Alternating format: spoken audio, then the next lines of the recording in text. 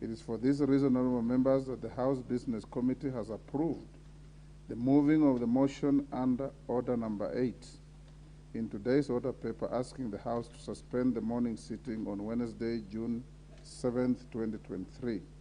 This is to avail members the opportunity to attend this important annual prayer event.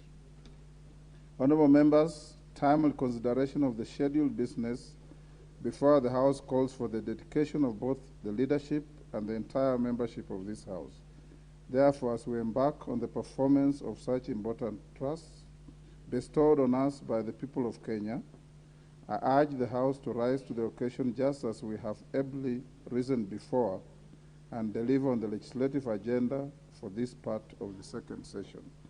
Indeed, honorable members, you will note that further to the directive of the House Business Committee, the Clerk of the National Assembly has restored the text of the motto of our Parliament in its place at the entrance of the chamber of the House. And the motto, as you can read, is for the welfare of the society and the just government of the people. When I first came here, it read for the welfare of society and for the just government of men. So the women, you have won the battle. Now it is the people and not men. Finally, honorable members, let me wish all of you success individually as members and collectively as a House throughout this part of the second session. I thank you. Next order. Order number 3, messages.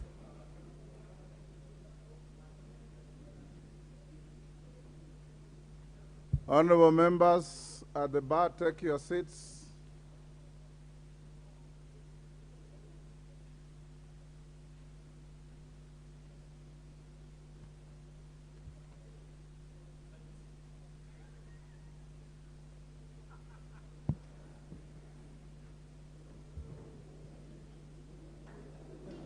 Order, honorable members.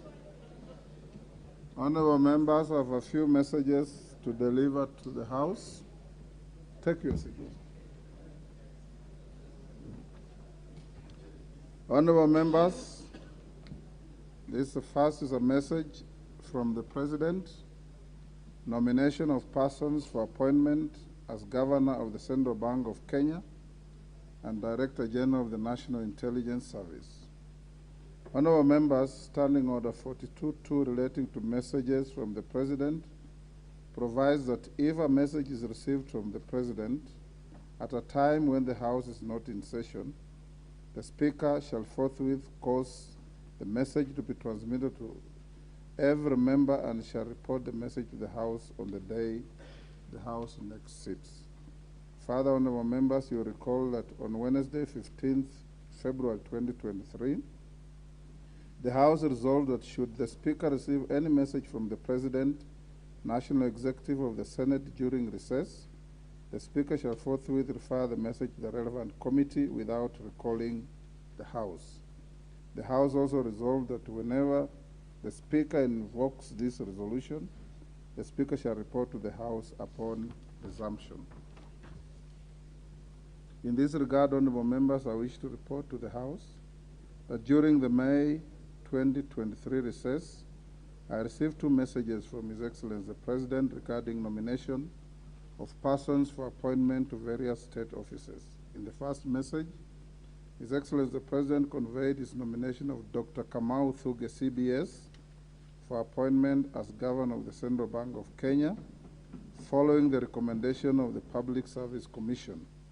In doing so, His Excellency the President invoked the provisions of Article 231(1) of the Constitution, as read together with Section 13(1) of the Central Bank of Kenya Act Cap 491 and Section 3 and 5 of the Public Appointments Parliamentary Approval Act 2011. For clarity, Article 231(1) of the Constitution establishes the Central Bank of Kenya, while Section 13(1) of the CBK Act provides that there shall be a governor who shall be appointed by the President through a transparent and competitive process with the approval of the National Assembly.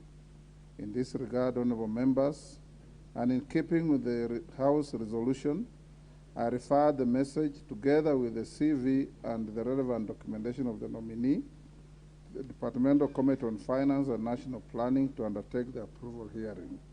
I also directed the clerk to transmit the message to all members of the National Assembly via my notification number 002 of 16th May 2023. Honorable members, it's expected that the committee has already commenced approval hearings and should table its report on or before tomorrow, Wednesday, 7th June 2023, to enable the House to conclude the matter within the statutory timelines. Honorable members, the second message from the President relates to the nomination of Mr. Nuruddin Haji CBS for appointment as Director General of the National Intelligence Service. The message conveys that pursuant to the provisions of Article 242 of the Constitution, as read together with Section 7(1) of the National Intelligence Service Act 2012 and Sections 3 and 5 of the Public Appointments Parliamentary Approval Act 2011, the President nominated Mr. Nuruddin Haji CBS for appointment as the Director General of the National Intelligence Service. Honorable members, Article 242 of the Constitution establishes the National Intelligence Service, while Section 7(1) of the National Intelligence Service Act 2012 provides that there shall be a Director General of the Service who shall, with the approval of the National Assembly, be appointed by the President. Honorable members, Section 7(3) of the National Intelligence Service Act 2012 states that the National Assembly shall, within 14 days after it first meets, after receiving the names of the nominee, consider the suitability of the nominee and either approve or reject the nominee for appointment. Similarly, honorable members, in keeping with the House resolution, I also refer the message together with the CV and the relevant documentation of the nominee to the Departmental Committee on Defense, Intelligence and Foreign Relations for the committee to undertake the approval hearing. I also directed the clerk to transmit the message to all members of the National Assembly via my notification number 003 of 19th May 2023. The Departmental Committee on Defense, Intelligence and Foreign Relations is expected to expedite the approval process and table its report on or before Tuesday, 13th June 2023, to allow the House to consider the nominee with the prescribed statutory timelines. Honorable members, the House is accordingly guided. I thank you. Members at the bar, take your seats.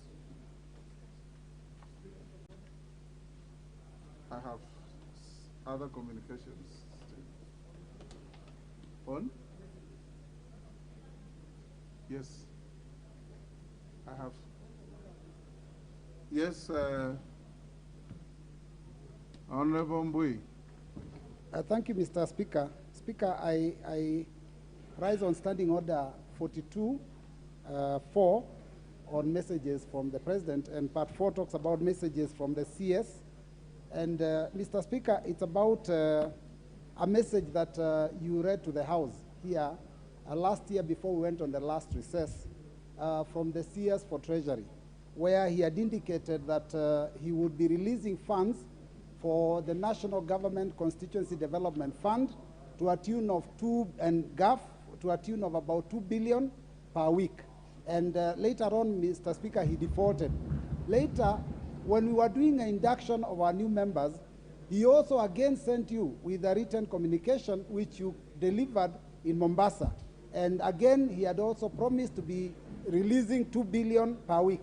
Mr. Speaker, the financial year is coming to an end very soon, and members have not received this money in their constituencies for development. And so, Mr. Speaker, I wanted to ask that you help us to protect the dignity of the House, because the letters came through you, you read them to us, they are unanswered, and they have not been fulfilled. And once beaten, twice shy, Mr. Speaker. And you being third in command in the country, Mr. Speaker, you need to save this House so that we don't become the laughingstock of the nation. Thank you, Mr. Speaker. We need your guidance, please. Honorable Mbui, let me finish with the messages, then we can come back to what you are saying. Honorable members, the second message is a message from His Excellency the President, and it's on nomination of persons for appointment to the Salaries and Remuneration Commission, SRC, and the Commission on Revenue Allocation. Honorable members, pursuant to the provision of Standing Order 42, I wish to convey the following two messages from His Excellency the President regarding nomination of persons for appointment as a member of the Salaries and Remuneration Commission, SRC, and chairperson of the Commission on Revenue Allocation, respectively. In the first message, honorable members, His Excellency the President conveys that in exercise of powers conferred on him by Article 232b(1) of the Constitution, as read together with Article 252c of the Constitution and the Salaries and Remuneration Commission Act 2011, the President nominates Dr. Phyllis Wambui Wagasha as a member of the Salaries and Remuneration Commission.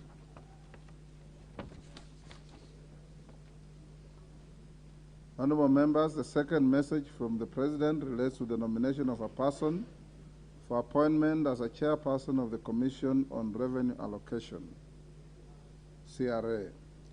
The message conveys that pursuant to Article 215(2)(a) of the Constitution and Section 3 and 5 of the Public Appointments Parliamentary Approvals Act number 33 of 2011, the President nominates CPA Mary A.C. Wanyonyi as chairperson of the Commission on Revenue Allocation.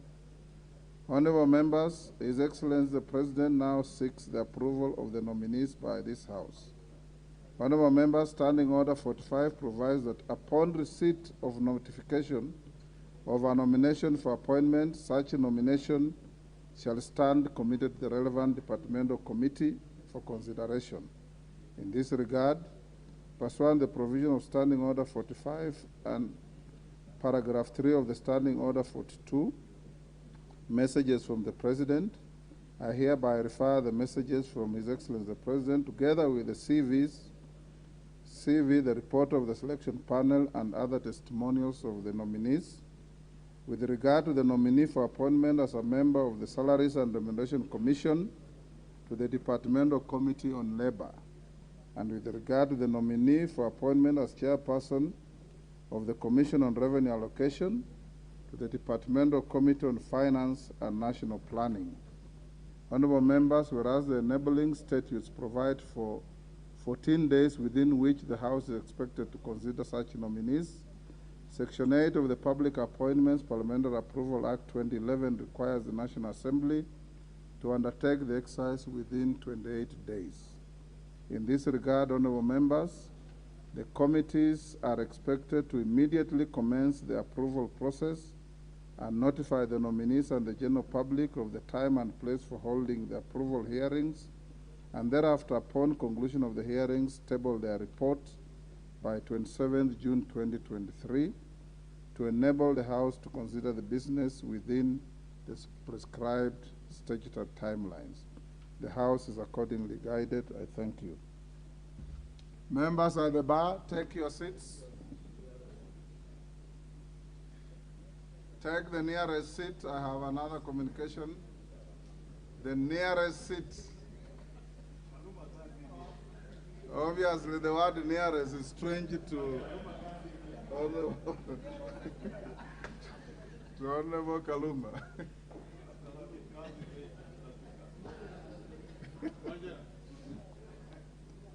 Okay.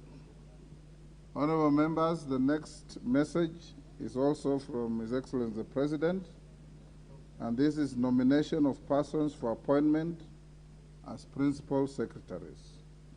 Honorable members, pursuant to the provisions of Standing Order 42, I wish to convey a message from His Excellency the President regarding nomination of persons for appointment as principal secretaries. In the message, His Excellency the President conveys that in exercise of powers conferred on him by Article 132(2)(d) of the Constitution as read together with Sections 3 and 5 of the Public Appointments Parliamentary Approval Act 2011, he nominates the following persons for appointment as principal secretaries. 1. Ms. Salome Wairimu Muhia Biako, State Department for Correctional Services, Minister of Interior and National Administration. 2, Ms. Anne Njokiwa Ng'ombe, State Department for Performance Management and Delivery Services, Office of the Prime Cabinet Secretary. Honorable members, Article 132(2)(d) of the Constitution provides that the President shall nominate and, with the approval of the National Assembly, appoint and may dismiss principal secretaries. In this regard, His Excellency the President now seeks the approval of the said persons by the National Assembly.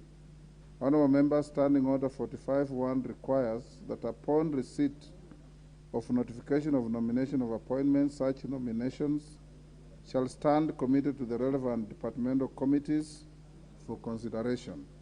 In this regard, and pursuant to the provisions of Standing Order 45 and paragraph 3 of Standing Order 42, messages from the President, I hereby refer the message from the President, together with the certificate of presidential nominations, the CVs, and other testimonials of the nominees to the respective departmental committees as follows.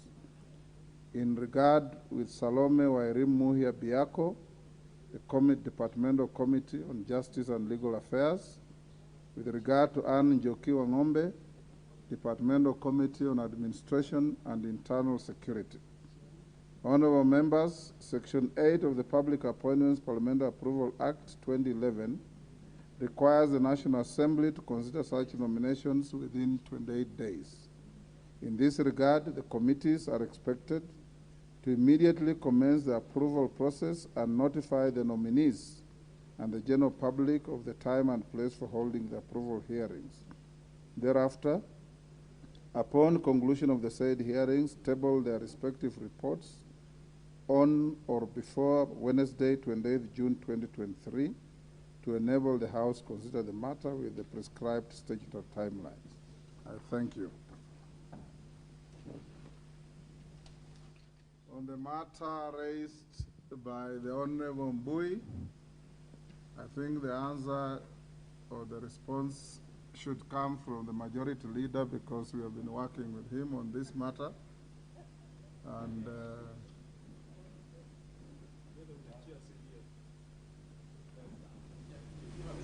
the Majority Leader will wield more authority on this than the Chair CDF.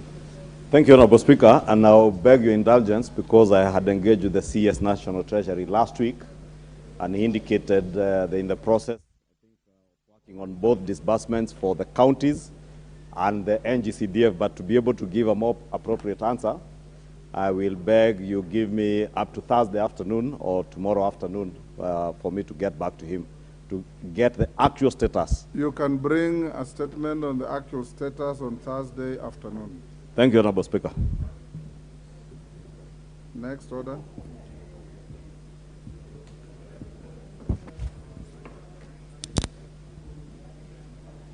Order number 4, petitions. Order number 5, papers. Majority Leader. Thank you, Honorable Speaker. Honorable Speaker, allow me also to take this opportunity to welcome back all the members back to the House after the short but long working recess.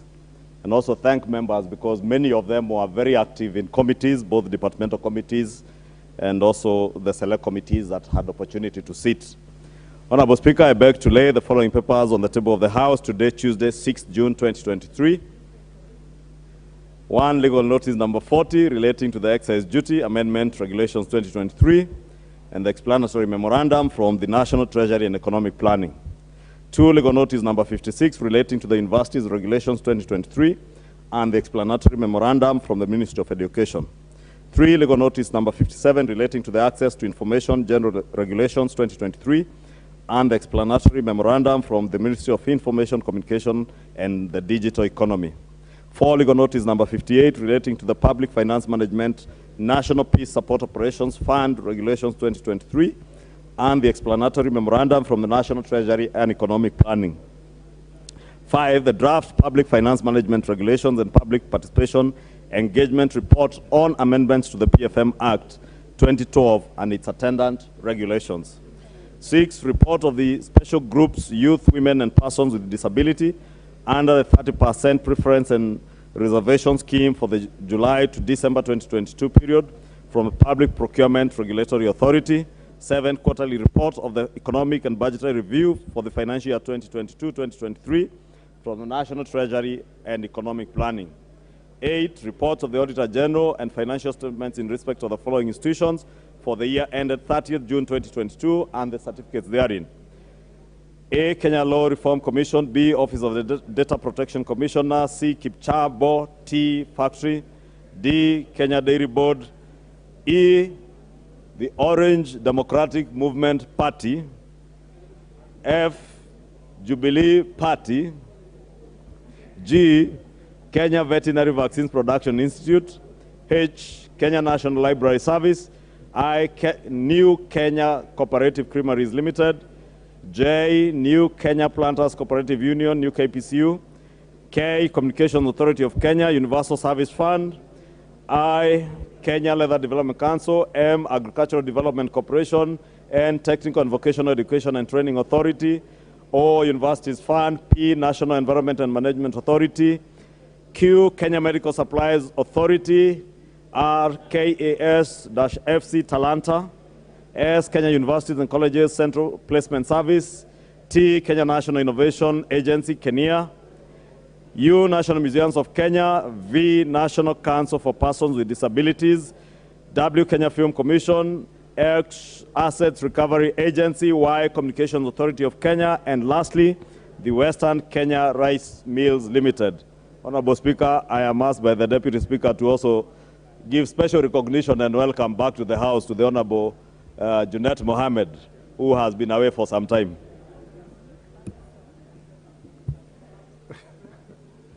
Honorable Junet, you seem to have been missed by your colleagues. The next is, honorable members, there are some papers to be laid by the Chairperson, Budget and Appropriations Committee, and Chairperson, Departmental Committee on Finance and National Planning. We will stay them. They'll lay those papers around 4-5. They're still in their committee meetings. Chairperson, Committee on Regional Integration. Honorable Wanjiku Muhia.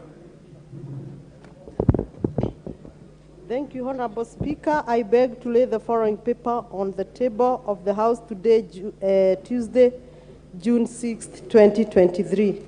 This is the report of the Select Committee on Regional Integration on its visit to semi-autonomous institutions of the East African Community in Arusha, Tanzania from 2nd to 8th of April, 2023.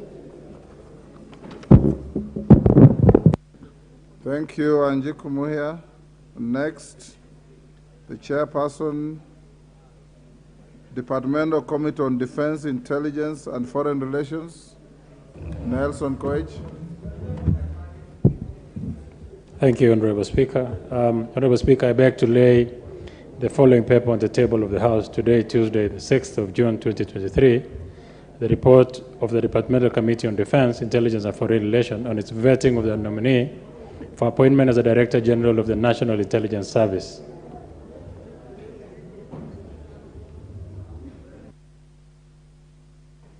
Next order.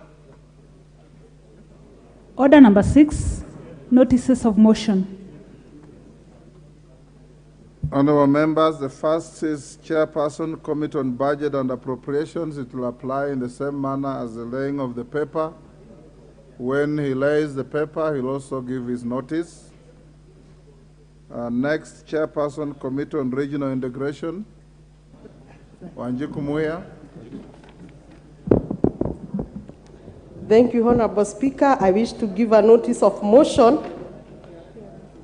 that this House adopted the report of the Select Committee on Regional Integration on its visit to semi-autonomous institution of the East African Community in Arusha, Tanzania, from 2nd to 8th April laid on the table of the House today, Tuesday, 6th June 2023. Thank you. Next, Chairperson, Departmental Committee on Finance and Planning.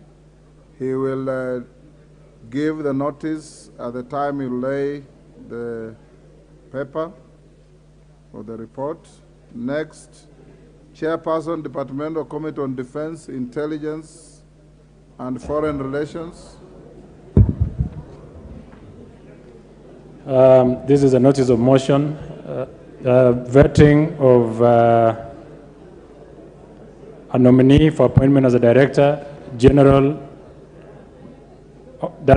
of the National Intelligence Service. Sorry.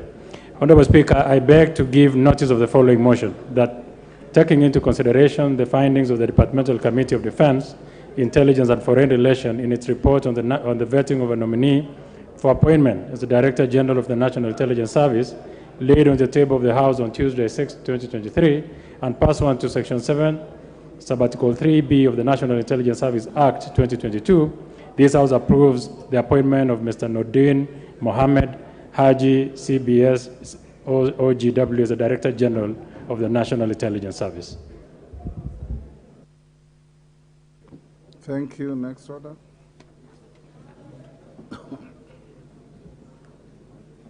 Order number 7, questions and statements. Honorable members, you'll be notified that pursuant to the order I gave before we went on recess, tomorrow afternoon, the Minister for Education will be back in the chamber. I've seen a lot of questions, close to 9 that have been filed. And tomorrow I want to encourage the House that we will be allowing the questioner an additional question as a supplementary and 2 other joyriders. Only, so that we can be able to cover the 9 questions that have been listed. And the clerk tells me there are many more flowing in.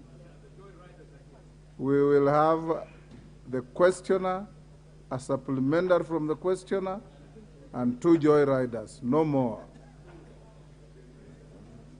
Next order. We are the joyrider. Order number 8, procedural motion, resolution to suspend a Wednesday morning sitting. Majority Leader.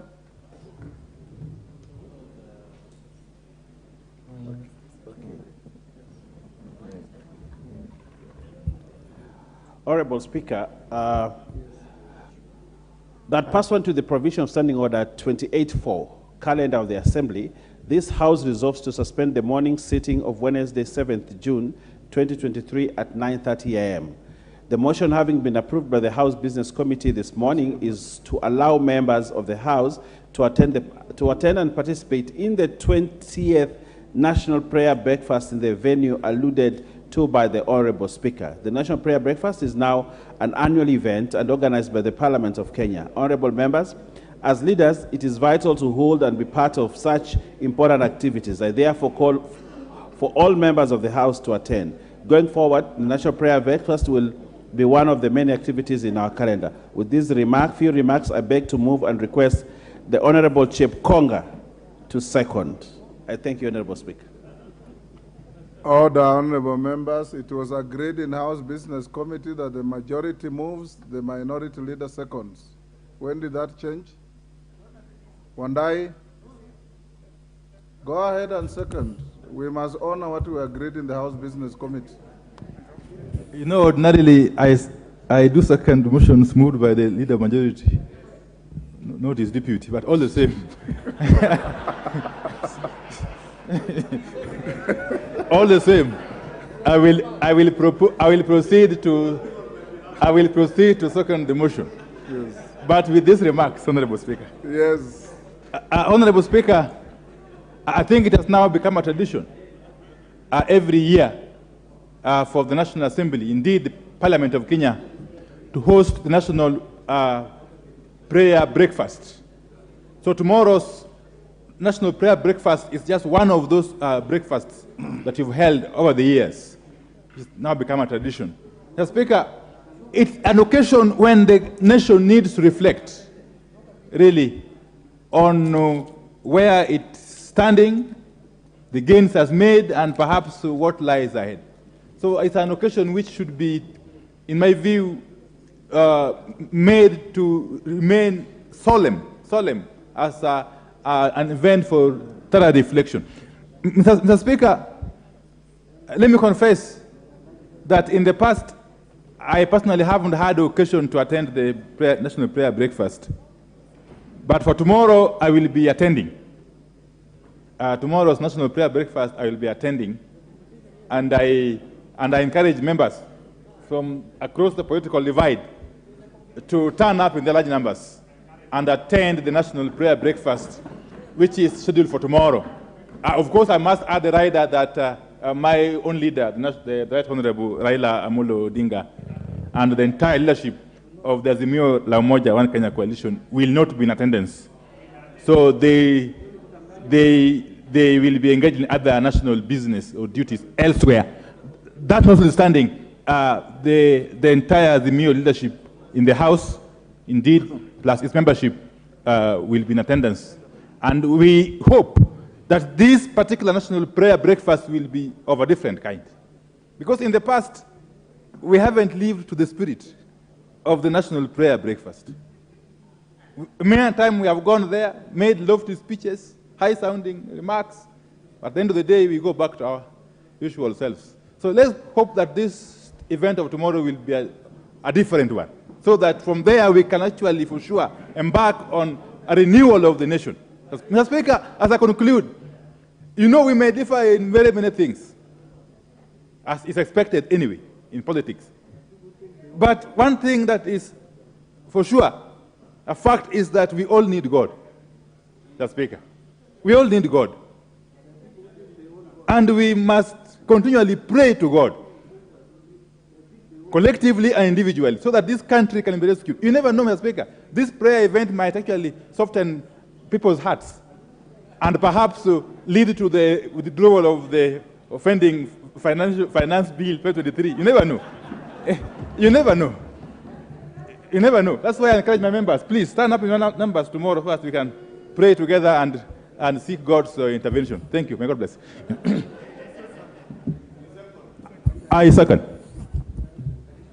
Honourable members, I propose the question, which is that pursuant to the provisions of Standing Order 28.4, calendar of the Assembly, this House resolved to suspend the morning sitting of Wednesday, 7th June 2023 at 9:30 a.m.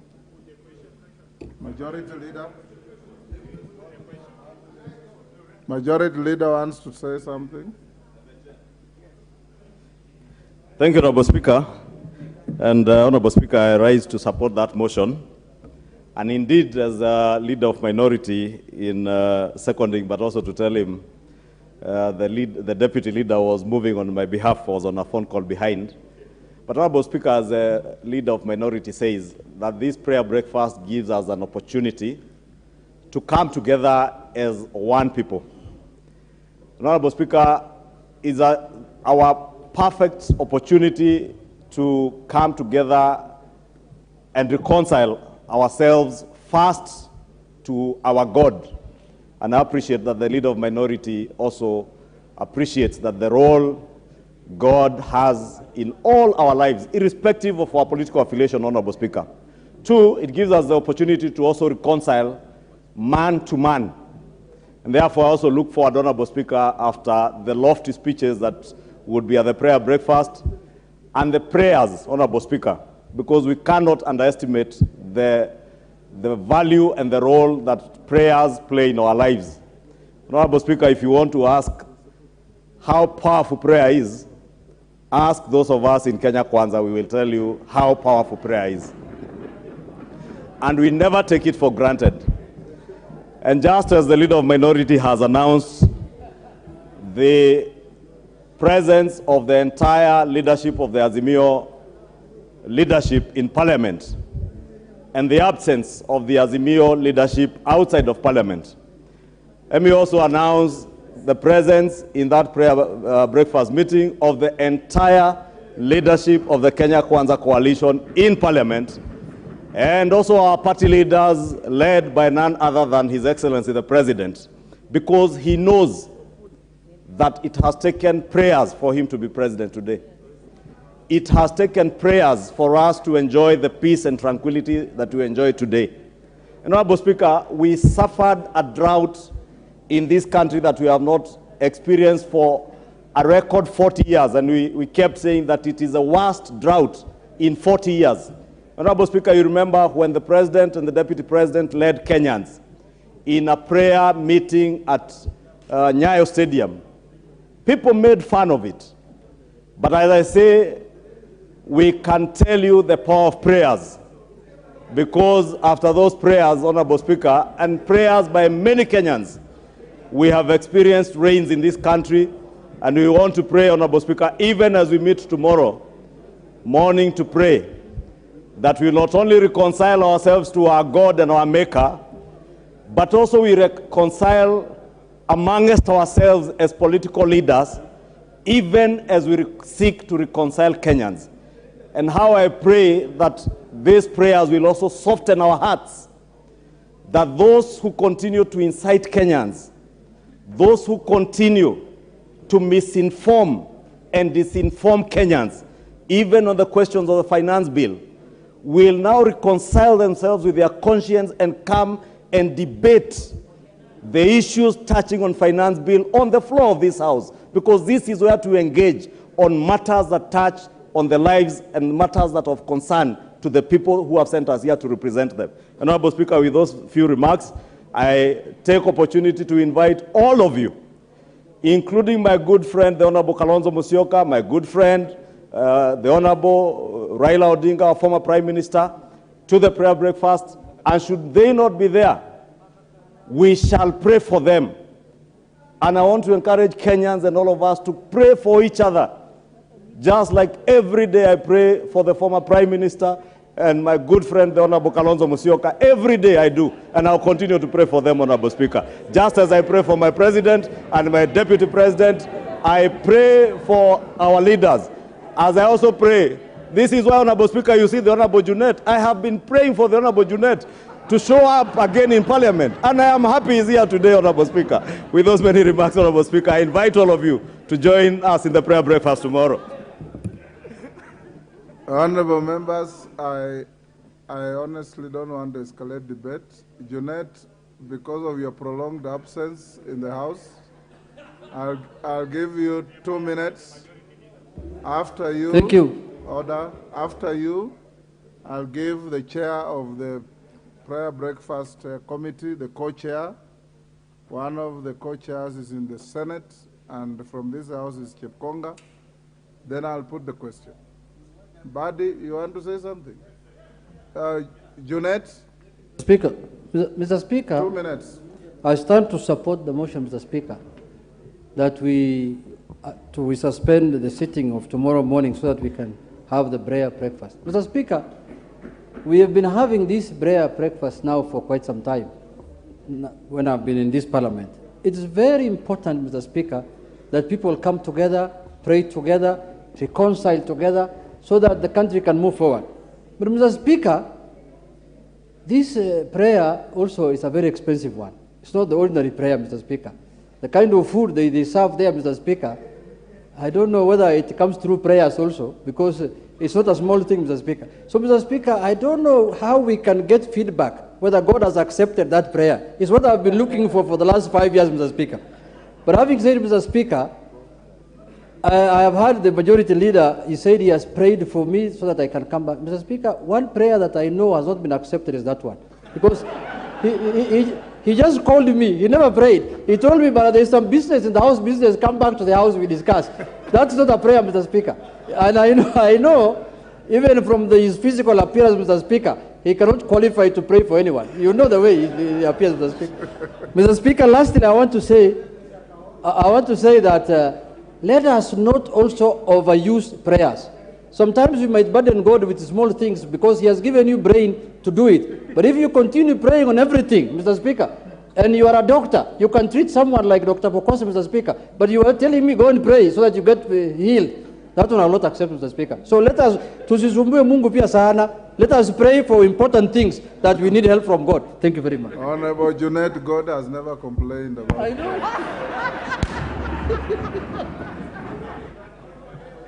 Badi, 2 minutes, then Chepkonga will close. Thank you, Mr. Speaker.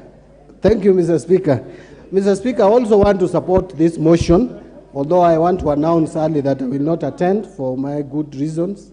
I have very good reasons for not attending. I've shared with Honorable Chepkonga. I still want him to do a lot more to convince me to attend this prayer breakfast. Mr. Speaker, I hope the caliber of the preachers will be carefully chosen so that we don't end up with preachers who, after we leave Safari Park, then you see them involved in Shakahola kind of case. That would be a big shame for to this house. Let it happen to other places like the executive, but not this house inviting people with questionable characters to pray for us. Finally, Mr. Speaker, I just wanted to remind Honorable Chungwa that he doesn't own God.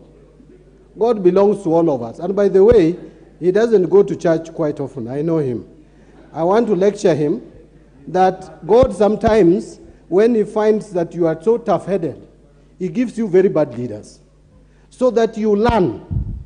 You get to know that leaders can force you to pay all the money that you earn in form of taxes. Those are the kind of leaders God can give you if you become tough-headed. And I think Kenyans should now start learning that God can answer prayers by giving you very bad leaders. And you can see it, the kind of arrogance that comes from majority leader, and the kind of arrogance that comes from other officers. I know, Mr. Speaker, if I mention those officers, and you know them, you will ask me that they are not here to defend themselves. But the majority leader is here. This kind of arrogance, finance bills, Mr. Speaker. I have no way of knowing what is on your mind. So I can go ahead. But Mr. Speaker, conclude and sit down. Mr. Speaker, Joe Biden, the president of the most... Your time is up.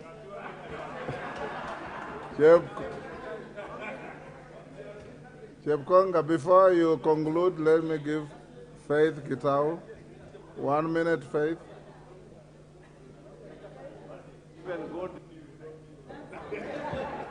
Thank you, Honorable Speaker, for giving me this chance. Indeed, we have come this far, not because of what we have done, but because of what God has done for us. And therefore, this prayer breakfast tomorrow is quite very important. First and foremost, what we are going to do is to thank God for fighting each battle for each one of us. It wasn't easy even for us to be back here in Parliament, but God did it.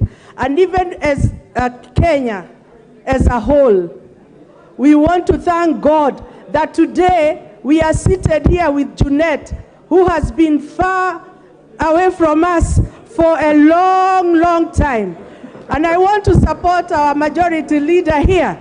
It is because of the prayers that we've been offering that God brought you today. So we welcome all of you to our prayer breakfast tomorrow. Thank you. Tomorrow. Thank you, Faith. Chepkonga, 2 minutes. Thank you very much, Mr. Speaker. First, I want to thank you on behalf of the Committee of the National Prayer Breakfast for agreeing, Mr. Speaker, to suspend the House tomorrow so that all members can attend prayers. As you know, Mr. Speaker, the Bible reads in 1 Thessalonians 5, chapter 5, verse 16, it says, "Rejoice always, pray without ceasing, give thanks in all circumstances, for this is the will of God in Christ Jesus." So, Mr. Speaker, it is the will of God that we must pray. So it is an opportunity for all of us as leaders to pray. Secondly, Mr. Speaker, this National Prayer Breakfast is organized by Parliament. It's organized by Parliament, Mr. Speaker, and all members of Parliament are invited. Everybody has been given a card to attend tomorrow. Thirdly, Mr. Speaker, we have a slot for the very popular choir the parliamentary choir, Mr. Speaker, where everybody sings. And Mr. Speaker, we expect to see every member tomorrow participating in singing to the Lord and praising the Lord. So I expect to see the minority leader and the majority leader leading that choir, Mr. Speaker. So, Mr. Speaker, with those remarks, I associate myself with the many remarks that have been made. And I would like to say, Mr. Speaker, you know God is not annoyed with people who make hilarious comments. God is also a joyful God. You know, He loves people who are hilarious. We are not sad people. This is an occasion to be happy, Mr. Speaker. So the honorable Badi, my very good friend, Mr. Speaker, whatever that he has just said, God is comfortable with it, Mr. Speaker. God is not annoyed with him. So welcome tomorrow to the national.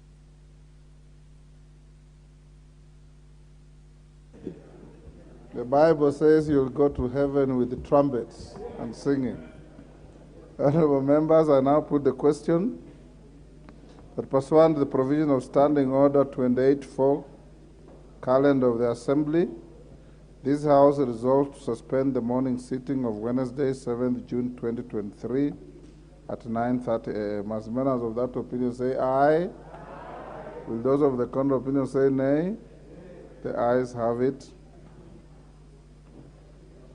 Honorable members, before we go to the next order, allow me to acknowledge the presence of the following schools in the public gallery: Ithanga Secondary School from Gatanga, Muranga; Kaiteneni Secondary School, Masinga, Machakos; Good Testimony Junior School, Embakasi East, Nairobi; Kerugoya Boys, Kirinyaga. And honorable members, in the Speaker's Gallery, we have Kagumo Girls from Kirinyaga Central, Kirinyaga. And we have Migwani Boys, Mwingi West, Kitui. Honorable CNN tells me that that's his old school, and he has asked me to give him a minute to welcome the school. 1 minute. And on behalf of all your colleagues, you can welcome your school and the rest of the schools. So, thank you, Mr. Speaker, for giving me this opportunity. Let me take this time to welcome my former secondary school students in this parliament, and I'm proud to have interacted with them. I wish them safe journey back home and let them work hard. Thank you very much, Mr. Speaker. And others who are here, you can see we are expecting you to be in this chamber in the future. Go and work very hard so that you can come back like us. Thank you, Mr. Speaker. On behalf of the House and on my own behalf, I welcome all the schools to the House of Parliament and urge you to feel at home and learn from what you see here. Next order.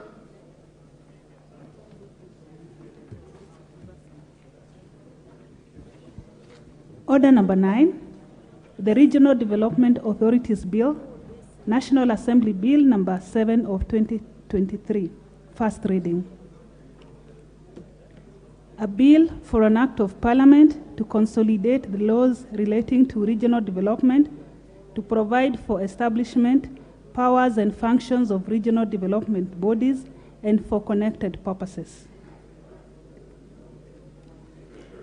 Order number 10, the Conflict of Interest Bill, National Assembly Bill number 12 of 2023, first reading. A bill for an act of parliament to provide for the management and regulation of conflict of interest and for connected purposes. Order number 11, the Public Finance Management Amendment Bill, National Assembly Bill number 16 of 2023, first reading. A bill for an act of parliament to amend the Public Finance Management Act and for connected purposes. Order number 12, the Food and Feed Safety Control Coordination Bill, National Assembly Bill number 21 of 2023, first reading. A bill for an act of parliament to provide for the coordination of the public institutions in the control of food and feed safety, to establish the Office of the Food Safety Controller, to provide for the role of county governments in food and feed safety, and for connected purposes. Order number 13, the Privatization Bill, National Assembly Bill number 22 of 2023, first reading. A bill for an act of parliament to provide for regulatory framework for the privatization of public entities, to establish the privatization authority, and for connected purposes.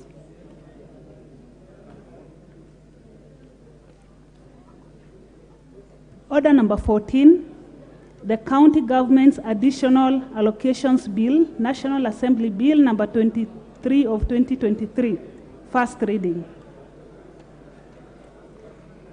A bill for an act of parliament to provide for the additional allocations to county governments for the 2023-2024 financial year, the responsibilities of national government and county governments pursuant to such allocation, and for connected purposes.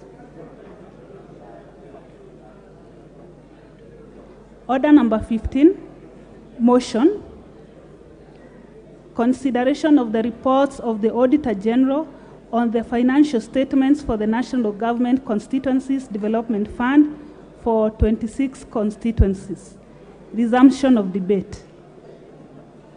Order, honorable members. Before we resume the debate, Honorable Wanjiku Muya has a short statement to make. Go ahead, Wanjiku. Thank you, Honorable Speaker. Honorable members, as you are aware that Kenya is a member of East Africa. Order, honorable members who are caucusing. The Kamkunji on my right. And honorable members, this is very important. Yes. The Committee of Experts on the Constitutional Amendment for Political Confederation is ongoing here in Kenya and East Africa, and Parliament is expected to give your views. As such, the Office of the Clerk has mandated the Committee of Regional Integration to write a memoranda and give the views to this constitutional amendment. In that case, honorable members, we are inviting your views either through our committee or through the clerk's office so that we can enrich this constitutional amendment. For clarification, the East African is built on 4 pillars: custom union, common market, monetary union, and eventually political federation. The summit, which is the highest level of governance in East Africa, gave a directive that we have political confederation as a transition before we engage to full-fledged political federation.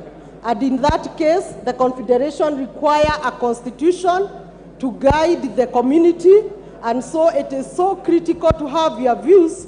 Any person, any member of goodwill, we welcome you through the office of the clerk or the committee, particularly the lawyers in this house.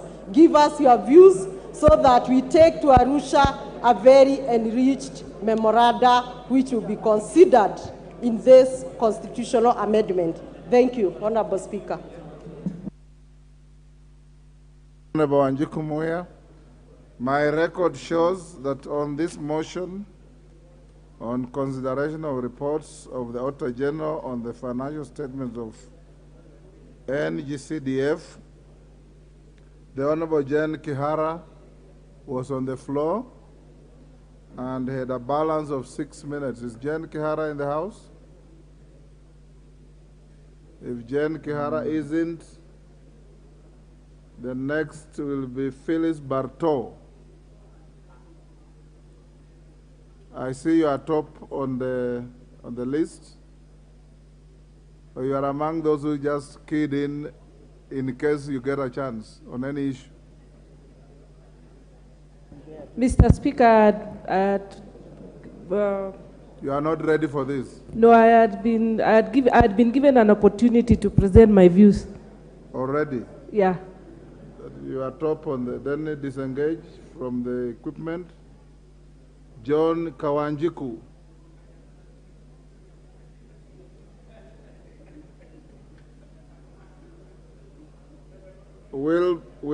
It appears Kawanjiku is ill prepared for this. Then disengage.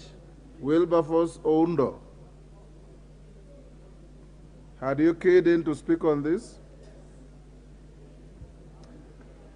Honourable members, this system of ours, before Oundo speaks, I have asked the House Business Committee that they may have to design a better system of electronic queuing to speak, so that at the end of every order, we wipe the screen and then you key in order of your interests. Because some of you come in at 1:30, 2 o'clock, block the screen and walk away, or block the screen and you are not ready to speak. Oundo, you are ready for this? Okay, I'm not so sure. Oundo, yes. I need to check. Honorable Oundo, unfortunately, you have already spoken on this. Yeah, that's what I was thinking. My memory doesn't serve me wrong. Yes. Yes. Samuel Atandi.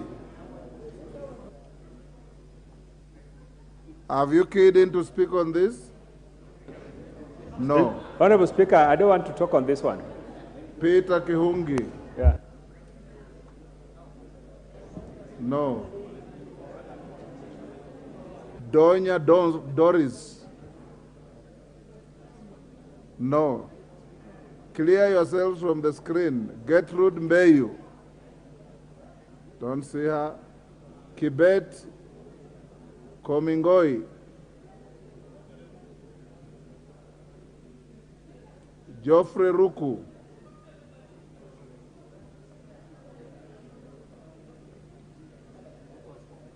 Geoffrey Mulanya. Amazing. Zamzam. Zamzam Chimba. Not. Peter Orero of Kibra.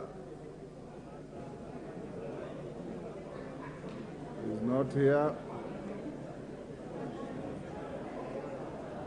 Robert Bukose. Give the floor to Honorable Bukose. Thank you, Honorable Speaker, for allowing me to contribute to this report of the Special Funds Accounts Committee on financial report, auditor's report for the financial years 2013-2014, 2014-2015, 2015-2016, for the counties of Mombasa, Kwale, Kilifi, Tana River, Taita Taveta, Lamu, about 26 constituencies. Honorable Speaker, on the report of these constituencies, which have been funded by NGCDF, there were many issues that I think it's very important, especially for the honorable members to understand. More often, you find that you have reports indicating that maybe a certain constituency is not doing well. It is not the member who is responsible for the day-to-day NGCDF financial runnings. And it is very wrong at times to blame the honorable members on some of those mismanagement in as far as constituencies are concerned. When you look at this auditor's report, the accounting officer for those constituencies are the constituency funds managers. And it's very important that every member, whenever the financial reports are tabled by the Auditor General, that the honorable members are able to look at it. And what we observed in many of these reports is that there were delays in as far as release of the funds to the constituencies. And this has tracked on up to today, because as we speak today, Honorable Speaker, many constituencies have received less, almost all the constituencies have received less than a half of what they deserve. And Honorable Mbui raised an issue in the, when you gave your statement about reports from the head of state. And I think it is important that honorable members receive their share allocation of the CDF funds, so that those projects which we had committed to do them, we are able to do it within the specified period. When you look at some of the reports in the CDF in those various constituencies, we looked at a report in Kangse. In the report from Kangse, you find that there is duplication of projects.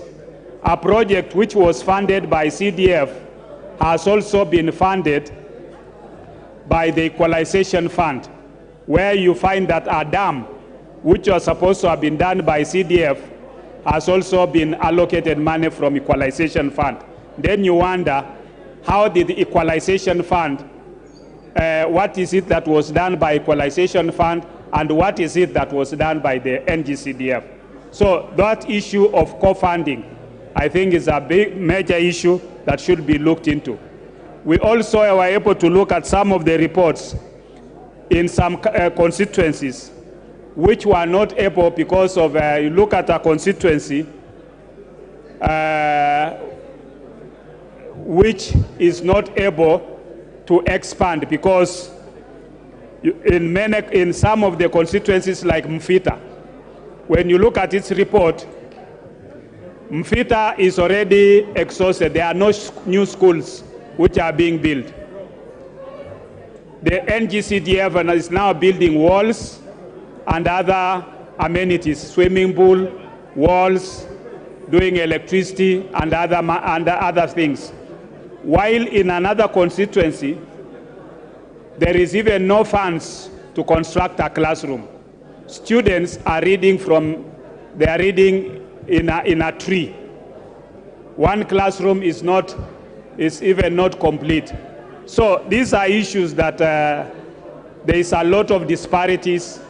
And when we came back in the last parliament, there are some things that were done in making that CDF be done on ward levels. Yet some of the wards have a higher population than, even if you have 6 wards and somebody else has 3 wards, the population numbers within those wards are not the same. And therefore, you find that people end up with disparities in terms of even disbursement of bursaries and other services. So, Honorable Speaker, CDF or NGCDF has done tremendous things within these 26 constituencies in the coastal region that you are able to see, that you are able to feel. And therefore, I think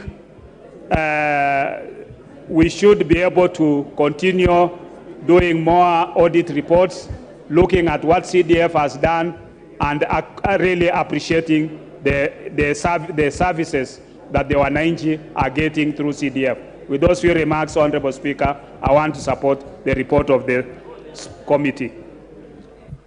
Order, honorable members. Order. The chair for the Finance Committee is now in the House. Allow me to interrupt the debate and allow him to table his report and give notice of motion. Honorable Chair. Thank you, Honorable Speaker. Honorable Speaker, I beg to lay the following paper on the table of the House. Today, Tuesday, the 6th of June, 2023. The reports of the Departmental Committee on Finance and National Planning on its vetting of a nominee for appointment as Governor of the Central Bank of Kenya. Thank you. Go ahead and give the notice of motion. Thank you, Honorable Speaker. Honorable Speaker, I beg to give the following motion. I beg to give notice of the following motion: that taking into consideration the findings of the Departmental Committee on Finance and National Planning in its report on the vetting of a nominee for the appointment as the Governor of the Central Bank of Kenya, laid on the table of the House this Tuesday, the 6th of June 2023, and pursuant to Section 13(1) of the Central Bank of Kenya Act, Cap 491, and Section 8(1) of the Public Appointments Parliamentary Approval Act of 2011, that this House approves the appointment of Dr. Kamau Thuge, CBS, as the Governor of the Central Bank of Kenya. I thank you, Honorable Speaker. Thank you, Honorable Kimani. Kawanjiku.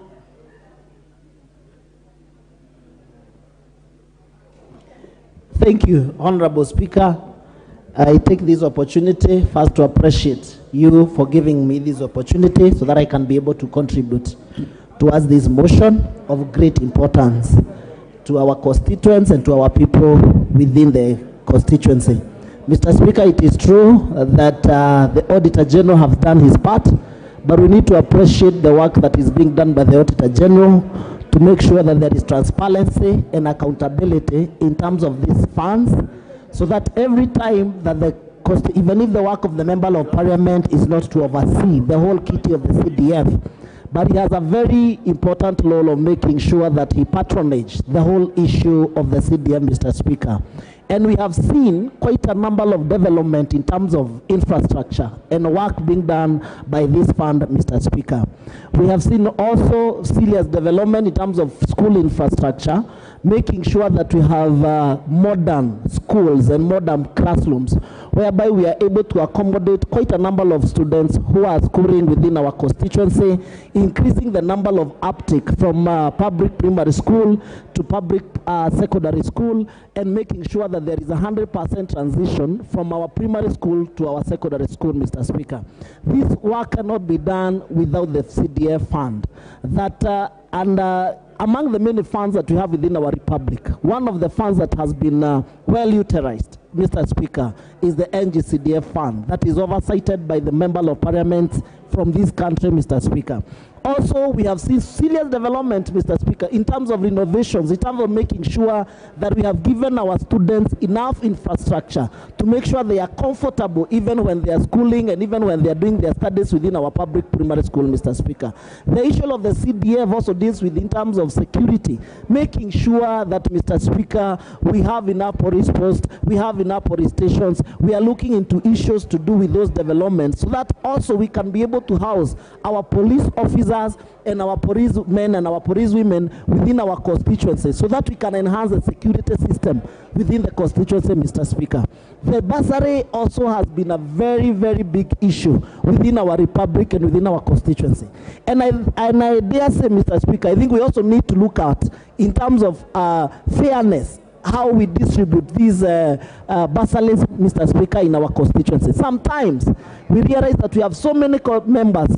For example, in my constituency, Keba constituency, I have 120,000 voters, Mr. Speaker. And you realize the amount of money that we get for bursaries is not enough to make sure that there is equal distribution of this bursary. Sometimes we tend to let some students go without the bursaries, Mr. Speaker. And therefore, we will recommend, and with time, we are going to bring to the floor of this House an amendment to this NGCDF Act so that we can be able to separate between the bursary and the infrastructure development of the CDF, Mr. Speaker, whereby we will make sure that any student within the Republic of Kenya can get an equal share of the bursary, whether you are in Kiambaa or whether you are in Uasin Gishu, whether you are in Wajir, the amount of bursary that each and every student gets allocated to him from the Constitutional Development Fund, we make sure that all over the Republic is the equal amount of money that all the students are able to receive within the Republic, Mr. Speaker. And I therefore say, that will bring this amendment and make sure that we support the bursary, make sure that we support the NGCDF so that we can separate the bursary and the infrastructure. And we make sure that even the board itself has been able to audit and to make sure that all the students within the Republic of Kenya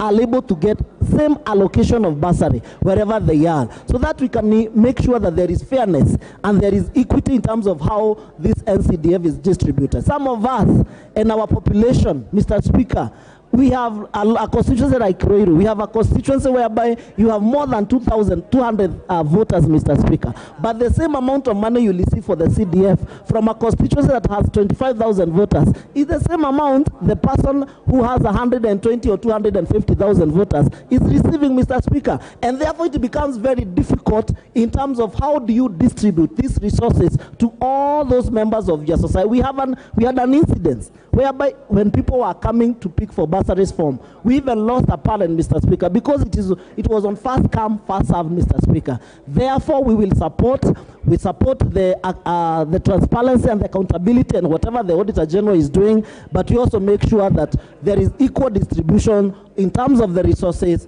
in terms of how much money we receive as a member, as a NGCDF, wherever we are, whatever the constituency, so that we can make sure that, Mr. Speaker, there is that equity and fairness in terms of the distribution. Therefore, the work the NGCDF is doing is amazing. You go to our constituencies, you'll see the boards all over that there is presence of the CDF or the money of the CDF wherever we are within our constituency. And therefore, Mr. Speaker, I like to support. Thank you. Kawanjiku,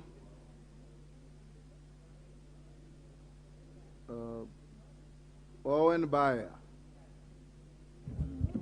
Thank you, Honorable Speaker, for giving me the opportunity to contribute to this motion that discusses the reports of the Auditor General on the financial statements for the National Government Constituencies Development Fund for 26 constituencies that are basically at the coast region for the period 2013 to 2016. Honorable Speaker, one of the things that I need to note is this is for the 11th Parliament. This report covers the 11th Parliament, and actually they are late. I just hope that the committee in charge of CDF now will be able to give us reports on time. Secondly, Honorable Speaker, I happen to have participated on this report when my friend Dr. Pokose came visiting at the coast to oversee, or to, when they were doing the audit, they were following on the audit queries. And I went around with Dr. Pokose, and I saw the kind of projects that were done and the issues that were raised. Honorable Speaker, it is important to note that CDF has significantly contributed to the development of this country, and more so at the coast where this report which this report talks about. Honorable Speaker, constituencies that for many years had not been developed have seen development because CDF is there. One of them is the Ganze constituency, which this report reports on. We have seen some level of development there because CDF has been there. The many constituencies in the coast and the coast region generally, if you look at government investment in these constituencies, you'll actually see that it is investment through CDF. And we want to commend the government, and we want to commend the NGCDF board for the good work. Mr. Speaker, it is also worth noting, although many court cases have been, people have gone to court to challenge CDF, but there's one thing that we can never escape from, that CDF has helped communities in terms of bursaries, Mr. Speaker, in terms of development of schools, in terms of development of police stations, in terms of development of environment and youth. Today, a youth in a remote area in Ganze or in Kilifi North can have a football, can wear a football jersey, because NGCDF has provided those facilities. Honorable Speaker, I would like to say that the usage of CDF is the matter of this report, how prudent the resources have been used. There are times when we worked with Honorable Pokose and we saw the shame on how members actually implemented CDF projects, where you are told that A school should have been built here, but you go there, there is no school. So I want to ask NGCDF to actually strengthen the audit component so that as NGCDF committees are given money, there is good audit to ensure that the resources are used very well. We have seen, Honorable Speaker, I will tell you, I'll tell this House that my constituency has benefited immensely from CDF. And under my stewardship of CDF, I think we have done a commendable job. We have developed schools. We have developed very good infrastructure for schools, for chiefs, secure for police stations, you know, things that can be seen tangible in terms of development. What I would like to say is to ask governors that are given resources, actually more resources, that through county governments we would like to see more development. But I want to say that, lastly, I want to say that NGCDF has seen families that would not have taken their children to school. Now those children are in school and are retained in school and are able to finish up to Form 4 and are able to actually come home and say, I have qualified, I have a qualification. Kids who have gone to university because of NGCDF. So I would like to ask those litigants, those perpetual litigants who are always running from one courtroom to the other to try to stop CDF, that they need to stop these shenanigans and allow Kenyans to experience the magic of NGCDF. I thank you, Honorable Speaker.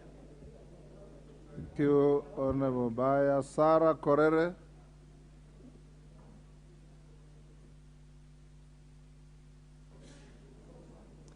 Thank you, Speaker. Speaker, I also want to add my voice to this audited reports of the CDF. And I want to take a particular concern, Mr. Speaker, on how these reports sometimes are released to the public, even without this House having a look at it. And Honorable Speaker, sometimes when some things are not verified, and you see a very big column in the newspaper that MPs are stealing from the CDF. And Honorable Speaker, I want to believe there is no sane MP who can steal from the CDF. And Honorable Speaker, as Honorable Bias mentioned, some of the constituencies that have been marginalized over the years have really benefited a great deal from CDF. And Honorable Speaker, I hope even in future or very soon, this House will revise the amount allocated to NGCDF. Because when you come to some of our constituencies, the only trace of development you can see is what NGCDF has done. And NGCDF is a very classical example of what devolution can do, of what devolved funds can do. So, Honorable Speaker, we really wish to reiterate that even as members are grappling this year without the release of NGCDF, I think we should even add more monies to this NGCDF. Mr. Speaker, you know marginalization is real in this country. And when you come to some of our constituencies, and some of the places we come from, marginalization has even been devolved. And that is why you hear the likes of Kuria asking for their own county. Even like Laikipia North would want to have our own county. But Honorable Speaker, there is no single constituency in this country that is not benefiting from the NGCDF funds. So, Mr. Speaker, I would really want to add my voice and say we would wish to add the percentage that is being devolved to NGCDF, and I urge my colleagues to be very, very diligent on how to use that NGCDF to make sure that places like Tiati will get more schools, more children go to school, so that we don't manufacture bandits year in, year out. Thank you, Mr. Speaker. You Didymus.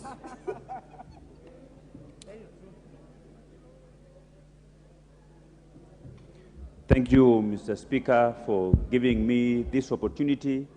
And I want to say that when you go through these reports by the Auditor General, you cannot doubt every single wording that has been put there, Mr. Speaker.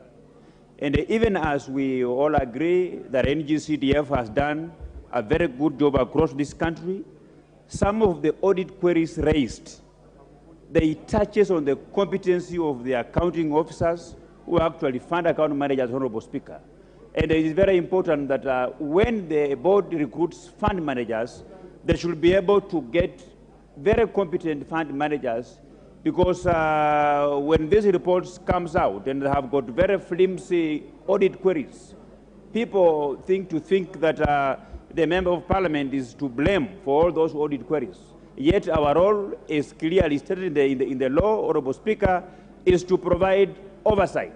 So as a house, we should not, and even I want to challenge the NGCDF committee, that they should also be keen to ensure that any fund manager whose accounts has been audited and that they are very flimsy audit queries raised, such people, they should be put to account, they should be trained further, so that we don't allow the very flimsy audit queries to dent the reputation of the very good impact that NGCDF is doing. And lastly, Honorable Speaker, we are almost moving to the, we are almost at the tail end of the financial year. We kindly urge Treasury to release the pending money for NGCDF so that even new members of parliament can begin to rubber stamp their entry into political leadership by at least launching projects within their constituency, because as we speak today, Honorable Speaker, there is nothing they can write home about, and we hope that our economy will quick to improve so that the money can keep flowing and we can continue paying our bursaries for our children, continue building and improving our educational infrastructure for our various schools across this country. And as I finish, Honorable Speaker, I wish that even county governments, they should borrow or live on how NGCDF is managed, so that we also don't want to hear of situations where we have pending bills, projects that were abandoned by some previous people, projects that are initiated and they have no impact to the people. With these very few remarks, Honorable Speaker, I wish to support this motion. Karoli Omondi. Thank you very much, Right Honorable Speaker. I write to add my voice, though you've surprised me a little. I thought it would take a longer time, so I've not crystallized my thoughts. You are nearly on the top of my screen. But I think the work that we do with the NGCDF is quite clear, can be seen everywhere. But so far we've had some difficulties implementing most of the projects because of the economic situation of the country. I would just like to add my voice and urge that whatever can be done as soon as possible so that we get all the funding and initiate or commence all the projects we had for this financial year, the better for everybody. I hope it will be done soon so that it doesn't become an obstacle to the business that lies ahead of us, that we all understand how important it is. In fact, I hope it is being prioritized wherever the decision makers are, so that the funds would be released as soon as possible to the various constituencies. Thank you very much, Honorable Speaker. Agnes Pareyo. Thank you, Mr. Speaker, for giving me this opportunity to contribute to the report, to the auditor's report on NGCDF. And NGCDF is a fund that is really helping in our constituencies. Most of the work that is done in our constituencies are by using these funds from NGCDF. If it were not for these funds, some of our children could be studying under a tree. But because of the NGCDF, they are now able to have classrooms, and our people are benefiting from bursaries. And that's why I stand to support and say that NGCDF is a fund that is being seen in all our constituencies. And through you, Mr. Speaker, I would like to ask the Treasury to release these funds because we have not been able to make use of these funds. And in the report, I think some of the comments that are in the report are not from the members of parliament. And therefore, we need to have competent officers that can be able to manage these funds and do the reports at the right times and do the right things. Because we have officers who are not competent, who come to our constituencies, and sometimes they don't even know what they are doing. So I think it is important for the management to make sure that the officers that we have in our constituencies know what they are doing and are able to account for this money the way it's supposed to be done. So I stand to support. Thank you. Thank you, Ma'am Agnes. Before I give the next, I want to allow the chair of the Committee of Budget and Appropriations to table your report and give your notice of motion.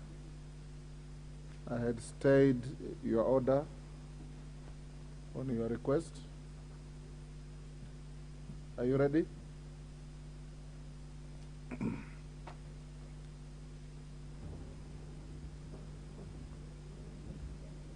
There you are. Thank you very much.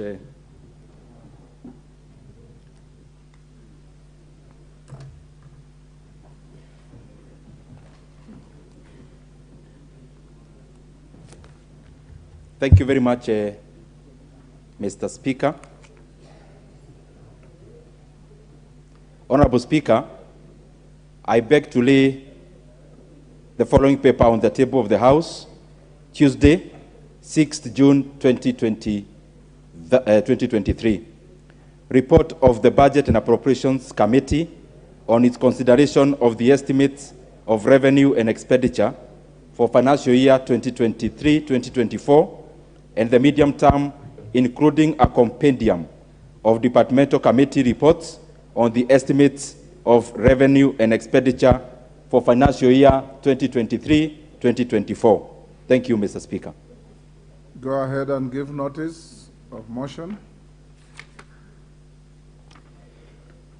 Thank you very much, Mr. Speaker. Honorable Speaker, I beg to give notice of the following motion, that this House adopts the report of the Budget and Appropriations Committee on budget estimates for the national government, the judiciary, and Parliament for the financial year 2023-2024, laid on the table of the House on Tuesday, 6th June 2023, and pursuant to the provisions of Article 221 of the Constitution, Section 39 of Public Finance Management Act 2012, and Standing Order 239. A, approves the issuance of some Kenya shillings 2,308,410,974,957 shillings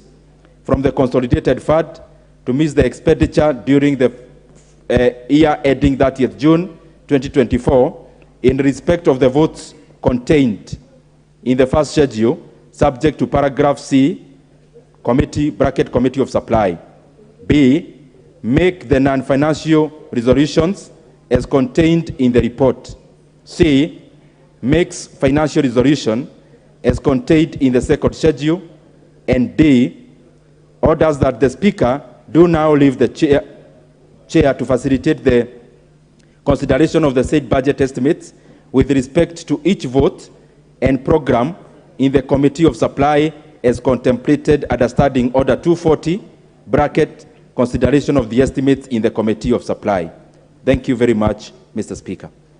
Thank you. You can proceed and lay your documents. Now I'll give the floor to Lillian Sioi. Thank you, Mr. Speaker, for giving me this chance. I would also wish to put my input.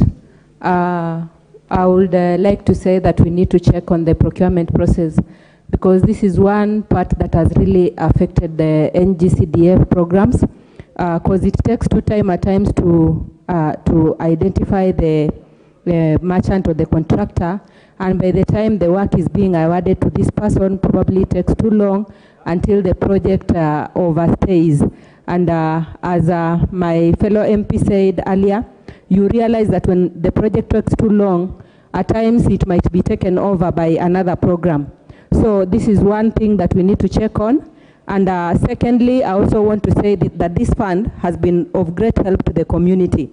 But there is one aspect that we've not been taking into consideration, because mostly we go by the number of the electorates in that region. But actually we also need to check on the level of poverty, because when it comes to infrastructure, there are areas that are more developed than others, which makes other MPs look like they're not working, because you realize that most of your parents in those schools are very poor, and the school is depending fully on NGCDF. But other schools, the parents, during their AGM, they sit down and at times they collect good amount of money and also contribute towards putting up some infrastructure, Mr. Speaker. So I would wish to say that when we are allocating, especially when it comes to bursary money, we need to allocate based on the level of poverty of an area, because these are the students that are really needy, and they need more of bursary than just some allocation for the bursary.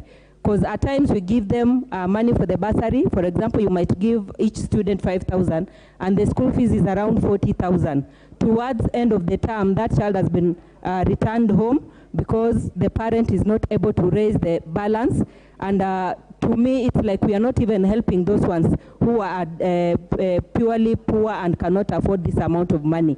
So we need to do some amendments and ensure that those schools that are highly poor are given more money than other schools that are better placed. Thank you so much, Mr. Speaker. Thank you, Sioi.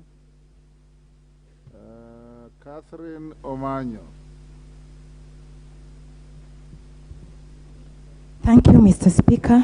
I really looked into the report as well, and any areas that have audit queries, I think it's just a shame, because if there is anything that has left an impact in our regions in Kenya, it is through the NGCDF. Most of the members of parliament have improved socio-economical ways of our people through this fund, and all the people who were maybe hopeless in their lives, through this fund, they can now actually count a blessing, because they could see that they can chase their dreams through bursaries, and most of the buildings that look better or in a standard way have been built by this fund. And that is why I was looking at the report, and I'm like, if everybody here, like if we really want Kenya to be equal through this fund, this is one that can make regionally Kenyans to be equal. If you go to Coast or come to Western, you'll find that if it is schools, all the children across the country are being treated the same through the resources that this fund has been enabling the teachers to get, and equipment or buildings that come up. It makes a poor child or a rich child not to be detected easily because of such. So also poverty has been reduced, because there are MPs who have built schools in a modern way in a very remote area that you wouldn't even expect a story building in such an area where even Google Map cannot direct you to. So I think we should up our game as the legislatures by making sure that we implement or use this fund appropriately. Thank you, Mr. Speaker. Honorable members, allow me to recognize the following schools. In the public gallery, Kirenga Girls from Lari, Kiambu, Holy Trinity Girls, Kapenguria, West Pokot, Karangare High School, Mbere North, Embu. In the Speaker's Gallery, St. Anne's Kiboko Girls, Kibwesi West, Makueni, Kerugoya Boys High School, Kirinyaga Central, Kirinyaga. On your behalf and on my own behalf, yes, on your behalf and on my own behalf, I want to welcome the students and their teachers to the House of Parliament. Yes, Ruku. If you want to comment on the students, 1 minute. Students. Yes, 1 minute. Thank you, Mr. Speaker. Debate. I thank you for this opportunity to welcome the students of Karangare Secondary Schools and all the students who are in gallery from different schools for them coming to visit this very distinguished National Assembly. We want to encourage them to work hand so that they can be the leaders of tomorrow of this country, and they have a huge responsibility, and to assure them that the government of the day is very much committed in investing in education so that they can have a bright future. Thank you, Mr. Speaker. Thank you. Innocent Mugabe. Thank you. Thank you very much, Mr. Speaker, for this opportunity. I would want also to contribute to the report that has been tabled on the audit of CDF funds. One thing I would like to say is that as members, we should really appreciate and take the audit issues seriously because it is through these audit checks that we'll be able to realize areas of improvement. It is through these audit checks that we'll be able to know best practices that have been used in other places and that can be replicated in other areas. And I would like also to challenge, especially the NGCDF board, that after such reports, we need to have forums to share so that members can also learn on innovative ideas and methodologies that are used in certain areas to get best results. So audit checks are very important, and they should not be used for witch hunt, but should be used to help improve on our ways of delivering to the people. On this same matter of NGCDF, Honorable Speaker, we've seen a lot of people have talked about very positive issues or very positive aspects on this NGCDF fund. Madam Speaker, these funds have clearly displayed that it is one of the best systems or structures in implementing projects at the grassroots level. And it has shown, or we've witnessed, that is actually working. And if something is working and is good and is working for the better of the people of this country, the only best thing to do on it is to improve it. And we've had a number of suggestions on how to improve this particular fund because its effect is felt at the very grassroots level. And on that, I also want to add my voice in it, that this is one of the funds that should be expanded.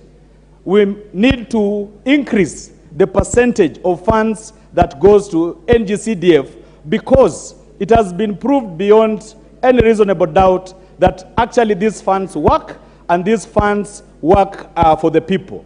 When you compare NGCDF projects with even national government projects or county government projects, you will find that there's a lot of efficacy on implementation of NGCDF projects compared to others. There is better utilization of public funds through NGCDF as compared to others. So, Madam Speaker, I want to add my voice that this is one fund that should be enhanced. This is one fund that we need to use the system and the structure that is there, capacity build the board, capacity build the fund managers, and help to devolve most of these funds, most of the government funds or government projects through NG-CDF. On another level, if we do this right, through this system and structures of constituency level, we'll find that members of parliament will have a lot of autonomy in terms of decision making, in terms of representing their people, because they will have proper distribution of development across the country. We will not need to be coerced to make sometimes unpopular decisions in order to get development projects, because we already have those projects at the grassroots. And we will have now proper representation of our people. Thank you, Madam Speaker, and I beg to support. Thank you. The Honorable Member for Mombasa County, Honorable Zamzam Chimba. Asante sana, Madam Speaker. Naomba niweze kuunga mkono mjadala huu wa leo na niweze kusema NG-CDF ni kwa kweli imesaidia wananchi wetu, hasa kwenye kujengewa mashule, kuangaliwa barabara za ndani na mambo mengi sana. Na mimi ningependa kusema hivi. Pengine leo tuzungumzie NG-CDF peke yake, lakini Madam Speaker, wewe ukiwa pale kwenye kiti uko kwenye ngafu, na pia tuweze kusukuma na mambo yetu pia ya ngafu. Mgao huu wa CDF umeweza kusaidia sehemu kubwa sana, na kile ambacho naweza kusema ni kuwa nimezunguka hasa katika kaunti yangu ya Mombasa, na ningependa kusema pengine wana upungufu mahali, manake utapata hata hizi skuli wamejenga na kuna zingine hazina hata zile perimeter wall.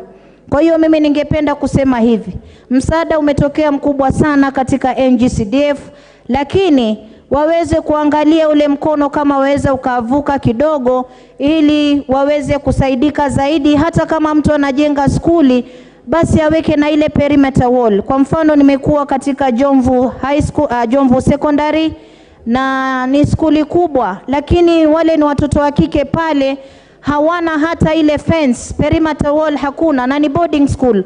Kwa hiyo mimi napenda kusema hivi, pengine, na nilivyokuwa pale mwalimu mkuu aliniambia kuwa kulikuwa na lalama kuwa pesa hazikuweza kutosha, zimetosha kidogo kidogo ya kujenga zile dormitories na skuli kidogo, laboratory pia wanahitaji zingine, na wamelia sana kuwa wao wako katika hali hatari ya kuweza kuingiliwa wakati wowote. Kwa hiyo mimi na support mjadala huu, ila nasema hawa wabunge nao pia waongezewe. Na sisi kina mama wangafu pia, manake huwa ikitajwa NG-CDF wabunge mimi na waombeni, sisi tukiwapigia upato hapa, na nyinyi pia muangalie kina mama wa kaunti 47 kuwa pia mgao wetu unakuja kwa wakati. Manake mpaka sasa na sisi hatujapata mgao na hali ziko tata kule mashinani. Kuna mambo ambayo tunataka kufanya kama kina mama wa kaunti 47, lakini mgao haujakuja licha kuwa mgao wenyewe ni mdogo sana. Kwa hiyo na support mjadala huu. Asante sana, Madam Speaker. Member for Gilgil, Honorable Martha Wangari. Thank you, Madam Speaker. I also rise to support this report and agree with members that NG-CDF is one of the models that actually is held not only in the country, but across the globe and the continent, Madam Speaker. Just recently, we were hosting the Zambia delegation led by the Speaker, Madam Speaker, and the one thing that they were keen to learn and implement in their country was that they wanted to ensure they have a model like CDF, and they are trying to craft that law guided by the NG-CDF Act, because it is a trailblazer in this area, Madam Speaker. I want to join my colleagues to note that the issues that are seen in the constituencies and in the counties, Madam Speaker, it is mostly NG-CDF work that is even more visible than what is even being done by the counties, Madam Speaker.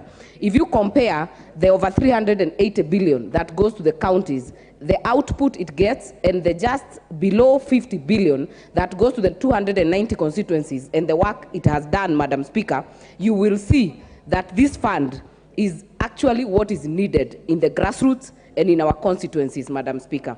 I want to note, Madam Speaker, like for the new constituencies, like Gilgil, which was part of Naivasha a while back, Madam Speaker, we never used to see the development and the growth we are able to see today. Right now, that constituency can boast of a technical training institute, courtesy of CDF, can boast of many schools being centers of excellence, many students being educated through the bursaries, many chiefs, many police officers being housed because of the CDF. So, Madam Speaker, the issue and the need for CDF cannot be gainsaid, Madam Speaker. But I also want to note that we also have to be very keen from the recruitment of all the accounting officers. We also have to be keen in the recruitment of the audit officers, Madam Speaker, so that it does not become witch hunt. Because we will see a fund manager dealing with internal auditors this week. Next week, they have external auditors. The other week, they have Kenao. So we also must be brave enough to root out the corrupt audit officers in that system, Madam Speaker, so that it is not used as a witch hunt for members of parliament. It is not used as a political tool to actually embarrass any county, but to get output and to get that streamlined, Madam Speaker. Madam Speaker, I want to end it there and say that we are pushing to get these CDF monies released, but we also must look at the law to ensure that the 5% that have been proposed can be achieved. And more importantly, Madam Speaker, we must get to a level, and this maybe the Senate or ourselves can do, Madam Speaker, to streamline the counties and the way they learn, to get a formula for the county funding that we take to the counties, so that we are able to know what percentage goes to personnel and what percentage goes to development. Because what is happening right now is that under the PFM Act, it stipulates that not more than 30% should go to, not more than 70% should go to salaries and personnel. But what is really happening is that many counties are not able to allocate even 30% of the money to development, Madam Speaker. We must get to a point where we will put a certain percentage to go to health, a certain percentage to go to roads, a certain percentage to go to water, and cover all the devolved functions the same way we do with the CDF, so that we know how much goes to sports, how much goes to education, how much goes to security. That is all stipulated, Madam Speaker. So I hope the counties can be able to borrow a leaf from how CDF is done. But Madam Speaker, with that, I wish to support, and allow me to also agree with the Speaker that as we improve this chamber, and I want to thank the clerk, because I think when we were during the recess, we find it looking even better. And there is some very nice wordings at the door. It's very good work. And I hope we can be able to improve the signing in and the card system, as the Speaker says, so that we are able to follow and we avoid the issue of members putting a card, leaving and not talking to an issue, so that we are able to separate the two, as the Speaker has guided. So I thank you, and I thank you for the opportunity, Madam Speaker. Thank you. The Honorable Ken Chonga, member for Kilifi South. Thank you, Speaker, for giving me this opportunity. Madam Speaker, CDF is historical. It has its own history as to why it's there.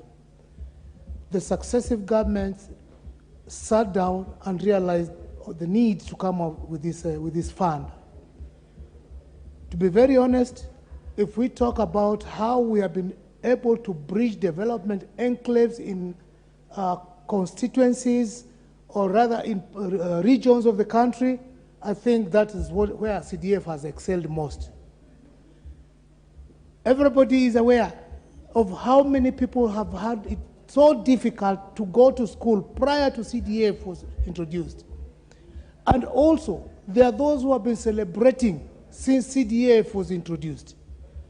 Indeed, as much as there have been complaints here and there, that there has been some mismanagement, or rather the fund needs to be well structured enough, there's so much that has been gained out of it. We have so many kids today who can afford a smile because of CDF.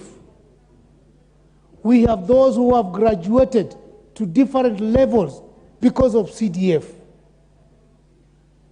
It is the only fund, actually, if I should concur with my fellow member Wangari, that can be visible on the ground. Madam Speaker, to some extent, some of the members have had to break the law a bit, but to fix areas which are not supposed to be CDF, or actually where the main national government could fix, just to make sure that people can be able to be safe and enjoy safe living. More often than not, CDF has been called upon to rescue issues of security, and it had excelled very well. More often than not, CDF has been called to rescue some roads which are leading to schools. Just because the road is leading to school, we find that CDF has made life easier. Otherwise, even the national government cannot access that school. And that is the reality. CDF, in so many other occasions, issues to do with the environment, we find coming in to bridge that gap. It has made the life of our people actually bearable more than when it was not. And in that respect, therefore, I stand to support the bill of CDF. Thank you, Madam Speaker. Member for Kangema, Honorable Peter Kihungi.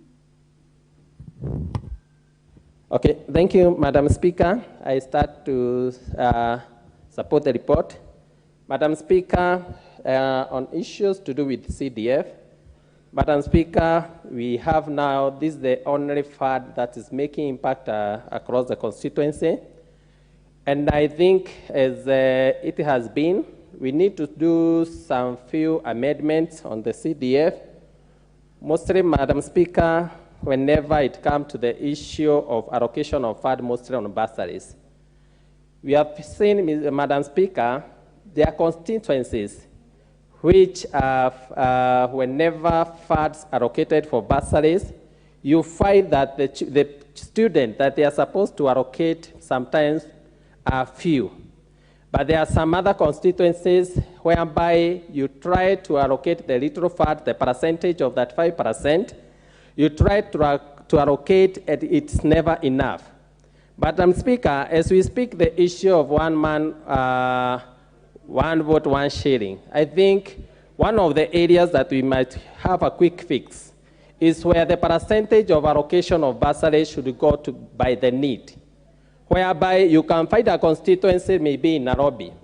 A constituency in Nairobi, you find the areas to do infrastructures are limited, but the number of students that they are supposed to give bursaries are extremely a lot, many. Therefore, whenever they may be allowed to give maybe over and above that 5% according to the need, you will find the bigger chunk of constituency fund will go to bursaries. And also, you go to some constituencies which are in semi-arid areas where the land mass is big.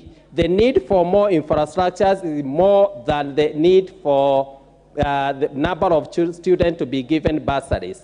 Therefore, I think the issue of percentage should go by need basis and should not operate as if it's fixed across the country, that it may be varying according to the need in every constituency. Madam Speaker, I also support the idea whereby we wish that the CDF can continually go ahead and cover the issue of polytechnics. The infrastructures of polytechnics are many across the constituencies, but the counties as it is are not able to improve on the infrastructures and also utilize the issue of polytechnics. And if maybe the county government can agree, we have made the registration that gives polytechnics to the county government, that we can be able to operate polytechnics at the constituency development fund. Madam Speaker, we will be able to use our polytechnics to introduce the issue of online jobs, whereby our young people, we can install computers as the government is planning at the polytechnics level. We train our students at the local level, and they can start working on online jobs at the polytechnic level. Therefore, it's my call that the county government, because most of them has not utilized the polytechnics, they allow that polytechnics and TVETs jointly be under the national government.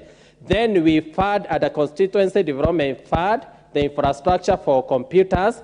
Then the national government in the issue of creation of job at the online jobs, we can install the computers at the polytechnics, so that we can be able to employ as many youth as possible.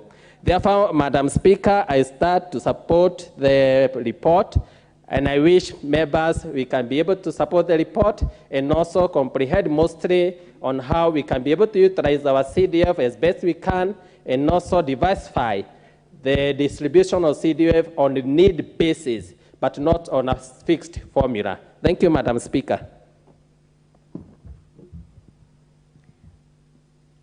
The Honorable Beatrice Kemei, member for Kericho County. Thank you, Madam Speaker. I had spoken to the same, but however, allow me to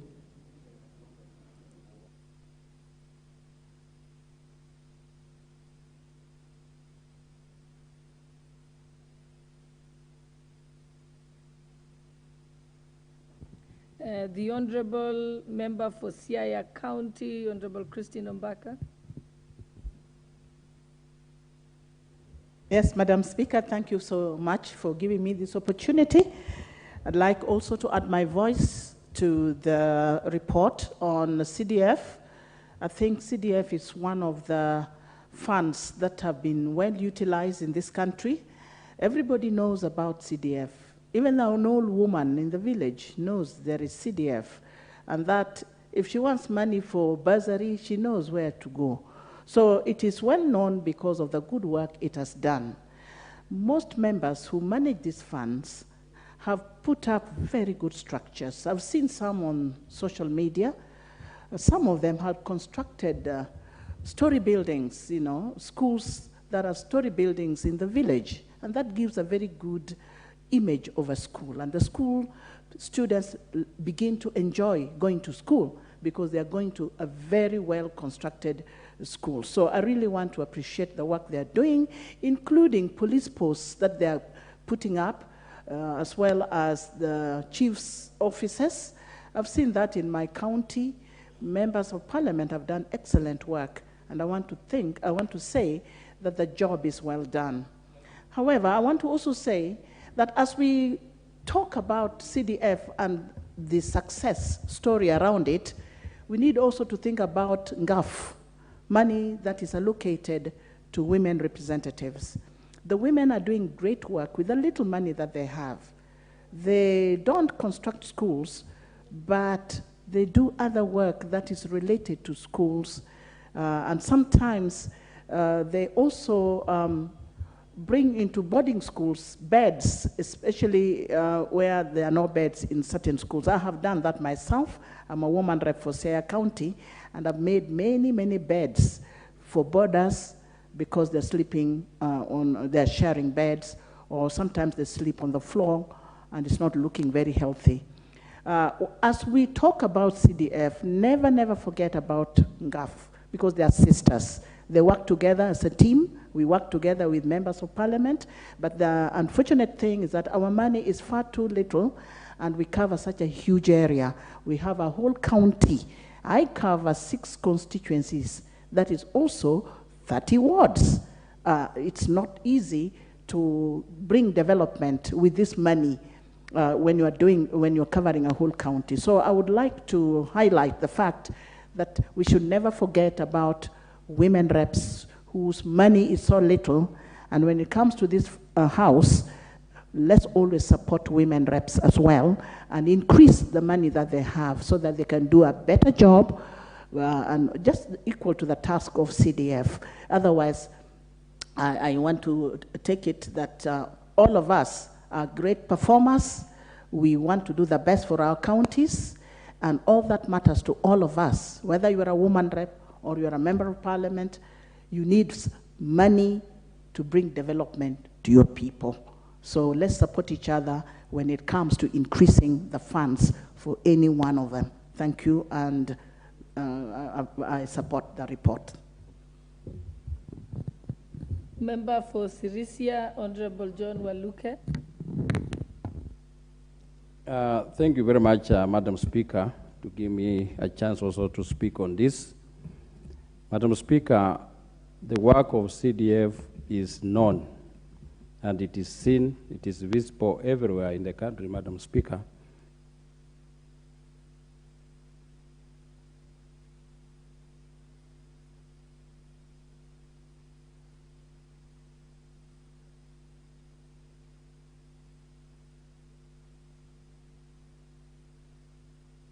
Honorable member, I'm told you had already spoken.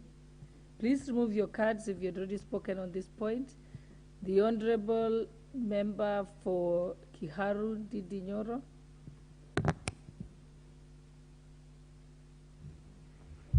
Thank you very much, Mr. Speaker. Madam Speaker, sorry.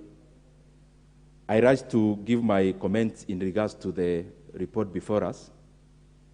And Madam Speaker, from the onset, I want to say that I am a very excited supporter of NGCDF.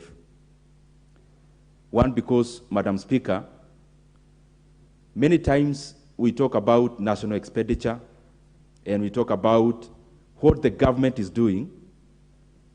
But, Madam Speaker, at many times, the citizens of Kenya are not able to conceptualize exactly what is government, who is government.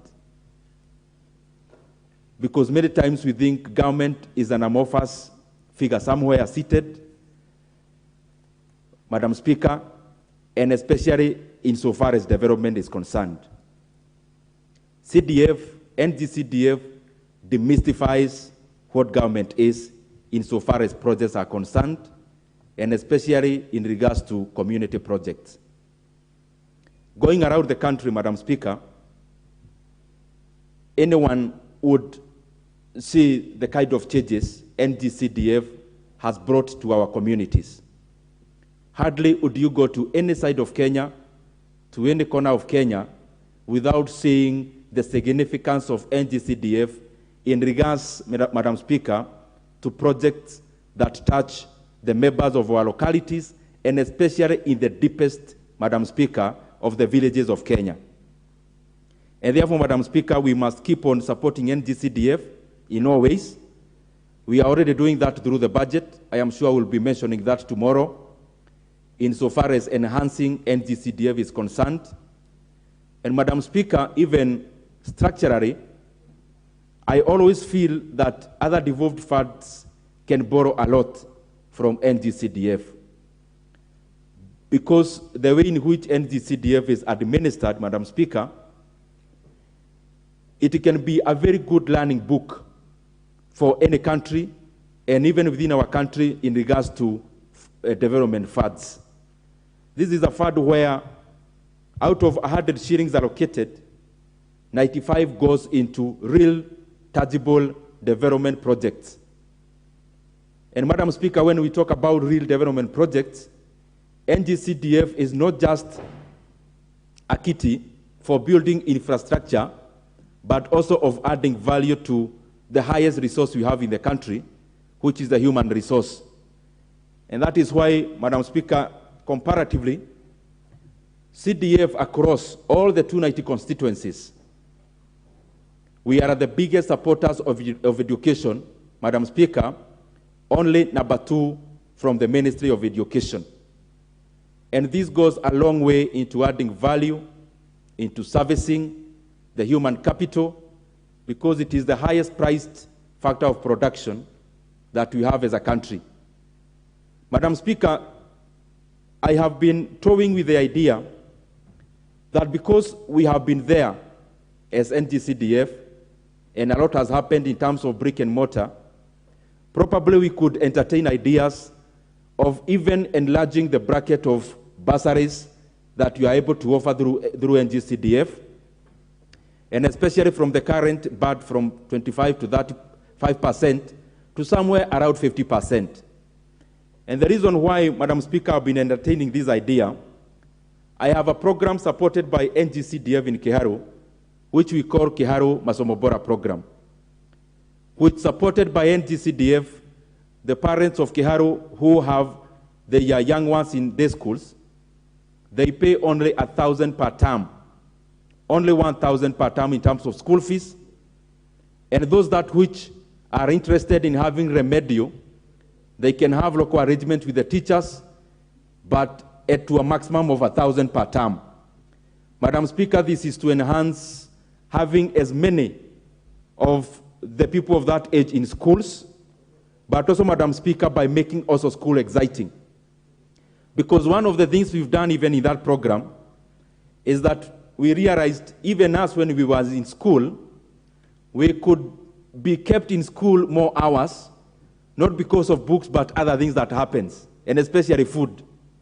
So after realizing that and knowing that we can't change that fact, we worked around it, changed even the menu, where majority of us, when we was in school, we would take our staple food from Monday to the last day of the week, which is Friday. What we've done is to recalibrate the same. We have rice 3 days and the staple food, which is the 3 days. And we also provide food over Saturday, Madam Speaker, so that those learners who would want to be in school even on Saturdays have an opportunity to be in school. Madam Speaker, I don't just wish to give the scorecard, but I am giving the facts in terms of how NGCDF can be transformative. Out of 112 public primary schools in Kiharu, Madam Speaker, when we took over, and with the assistance of NGCDF, our classrooms were dilapidated. They never qualified to be called classrooms, Madam Speaker, because they were structures that looked more like museums. But Madam Speaker, through NGCDF, we have been able to transform all the 112 public primary schools, and all of them, they look like what we call like academies, and all of them are tiled, Madam Speaker, to the exclusion of none, all the 112. Madam Speaker, the reason I'm saying that this is because I believe NGCDF being a community fund, there is a lot we can do around it, and especially in how we expect that money. Community money should not be expended by big contractors from big cities. The contractors who should benefit from the funds that are community-based are actually the people around the areas that we undertake those projects. And that is what we did in Kiharu, Madam Speaker. All our projects, we involve the local community. We use the procurement methods that necessitate that all the money remains around the community. And Madam Speaker, by doing so, initially we imparted skills. Number one, of fixing tiles to 150 foodies from Kiharu who have done all the tiling. And we also trained our in-house team of 150 who do all the manner of professional painting that we do. The reason I'm saying this is not basically because of Kiharu and GCDF. I'm saying this having Kiharu and GCDF as a representation of the other 290, just to show the country the level at which NGCDF can transform. Madam Speaker, because of the nature of this fund, we have had many other countries coming to Kenya. Just recently, I was with one of our colleagues, a friend of mine from the Parliament of Zambia.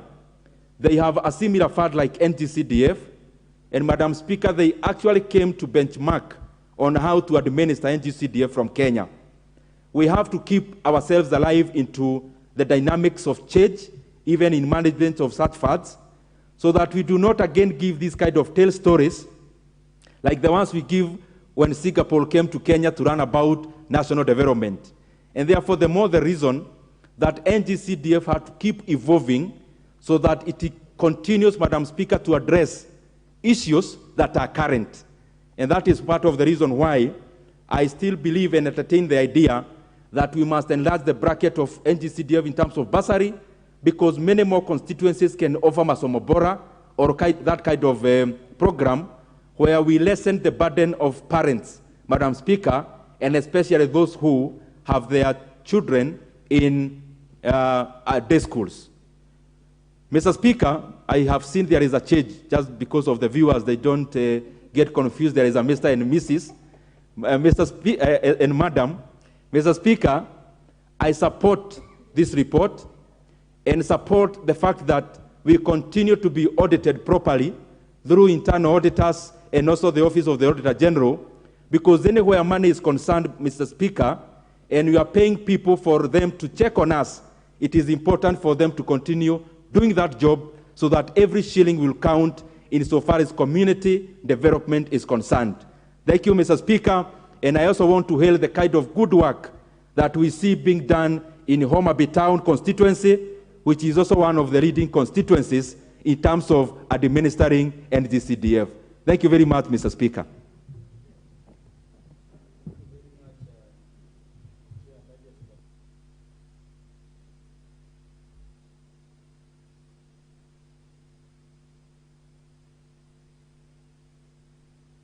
Mabona, MP for Suba North. Thank you, Mr. Speaker, who is, I can see my good friend, Honorable Gladys Bocholei, has moved. And instead now we have my uncle, who is very preoccupied now with a new subject and agenda. But I will not mention his agenda. Mr. Speaker, I just want to say I support the report that is before the House on the audits of the several CDF in different constituencies. But having said that, Mr. Speaker, I will not speak too much to a lot of the issues our members have spoken, but I just want to say that I indeed agree with the member that CDF has enhanced development in our constituencies. Mr. Speaker, one of the things that was very common, especially in rural constituencies like mine, was mud-walled classrooms. With CDF, mud-walled classrooms have become a thing of the past. Mr. Speaker, the other thing that I would want to praise CDF for is enhanced equity. Mr. Speaker, in the past, what governments would do is if you didn't vote in for a government, and I've actually seen a statement to that effect very recently, then development would not go your side of the world. But with CDF, whether you support the government or not, you now have funds through which you can support. And through that, Mr. Speaker, it also enhances democracy, which is also a good thing. Mr. Speaker, however, one of the things that we need to mention about CDF is that we now need to move from equity to equality. Mr. Speaker, why do I say that? One of the things that a lot of the public would challenge us in relation to my good friend, the late Bernard Okoth of Kibra, was that people would tell you that look at the kind of classes that Honorable Bernard is building, because he would be doing storied buildings while you do 1 or 2 classes. But what people didn't realize is Kibra has 9 schools and we have over 100 schools.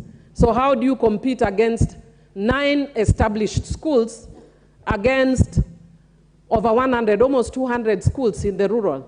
And then some of them don't even have schools. You're actually starting schools afresh. Like I've said here, one of the islands, I'm the one who built the first class ever, called Sukru Island. Mr. Speaker, because of that, we need to move more towards equality in provision of CDF funds and not only equity. Right now, CDF uses equity and not equality. Mr. Speaker, I'd also want to say that CDF is one of the best managed funds, if not actually the best managed fund in the country. Mr. Speaker, again, members have spoken to the issue, and my chairman of budget has spoken to the issue of, I think CDF is actually audited by 3 auditors. And Mr. Speaker, I usually find it laughable when I hear people saying that CDF is the pocket change of a member of parliament. If it was actually pocket change, with a very enlightened populace, you are not likely to come back. You'll never be elected if CDF was actually pocket change. What I want to encourage, there's a team that was actually doing a report on amendment, proposed amendment to the Constitution. And what I would want to encourage, I wasn't in that committee, but what I want to encourage is we need to bring a bold proposal that changes the architecture of governance so that we don't just think in the traditional way of governance, and we come up with a sui generis system that works for Kenya, so that we don't say that we have the 3 arms of government and each of them must have this system working. Why should we kill a system that is working well, that many countries are actually trying to emulate? Why? Because some French guy made some comment about separation of powers years ago. If that separation of powers doesn't serve us well right now, then let's do what works for us. We are a poor, suffering country, and what we need is development, and CDF has worked. And contrary to what people say, actually, it is making a lot of difference in people's life. Mr. Speaker, I want to just finish by saying, before I finish, I actually want to say that we are focused a lot on the brick and mortar issues, but CDF also actually has done a lot on software in terms of mentorship and all that. Suba North, we are just about to launch 2 books for our high school students and for university students and our program Amawina, which is a mentorship program for students. It's both scholarship and mentorship program that helps produce professionals within the constituency. So it's not just about brick and mortar. I'm just regretting, Mr. Speaker, that I wish CDF had taken on a lot more in terms of responsibility and taken away some of the responsibility from the county government constitutionally, because a lot of the county governments have failed us. They have a lot more resources than us, but in terms of the products, it's actually embarrassing. We sometimes have to be innovative and creative to meet demands which are actually county government demands, because they are not meeting them and the communities need them. So finally, Mr. Speaker, one of the things I want to say in terms of the audits, I want to say that because this CDF helps a lot of people, I want to encourage auditors that they need to be serious when they are auditing CDF. Let them not play monkey business with CDF. Mr. Speaker, in this country, it is very difficult to be ethical and to be a person of integrity. The people who are ethical and persons of integrity are the ones who are hounded by these auditors. Mr. Speaker, I think I've shared with you before when I first got into CDF, and I was informed that there could be a case of misappropriation. So being the nice ethical person I am, I came and reported and asked that my fund account manager be removed and requested for an internal audit. I have regretted to date why I bothered to be a good citizen, because we were actually given a false audit, creating fake schools, creating purported misappropriation, and then different government agencies that are supposed to be the ones that are ensuring that people do the right things are busy following you, asking you to give them bribes of 3 million. I told them to go to hell. And Mr. Speaker, we were with you when I took this matter to the EACC. I am actually sad to date that that matter has not been followed up. When you give a wrong and false audit, you say that a school that exists in Suba North does not exist. It's an imaginary school. And we give you bank records that shows that it was given money, merely because we've refused to give you 3 million. Honorable members of parliament here are shy, they don't want to say the things that go on in CDF in terms of our oversight role. Why? Because you know if you speak, you will be targeted. Me, I'm willing to be targeted so that things can go right. We are tired of being asked for money. Auditors start auditing and the first thing they tell you is bring upfront so much money. For what? For nothing. And if you don't give, your results are qualified. So continue qualifying, but you need to do the right thing. I will speak the correct things until I leave this house. Even if I am sacrificed for speaking the right thing, I will. But we need to do the right thing that serves Kenyans, because we came here to serve Kenyans, not to take away money from Kenyans. So I'd want to encourage, first of all, the CDF office in Nairobi to look into how that audit was done so wrong that it is even embarrassing.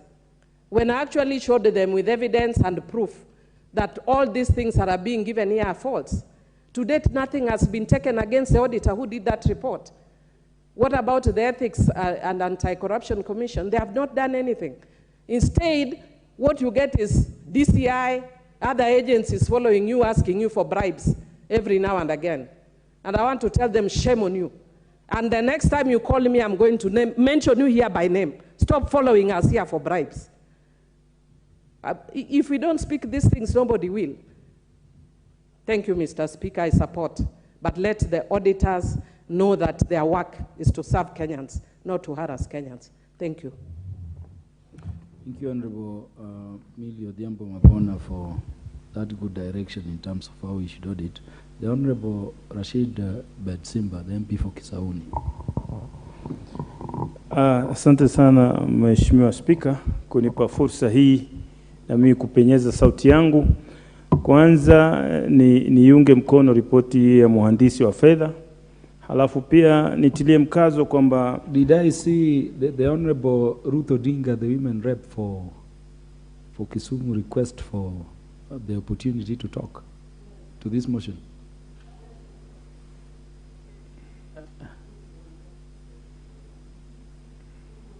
Is Honorable Ruth Odinga in the house? Proceed, Honorable Bedsimba. Asante Mheshimiwa Spika. Nitie sauti yangu hasa kwa miradi hii ya hazina ya NG-CDF. Mheshimiwa Spika, ile miradi inayoonekana katika maeneo yetu ni ya NG-CDF.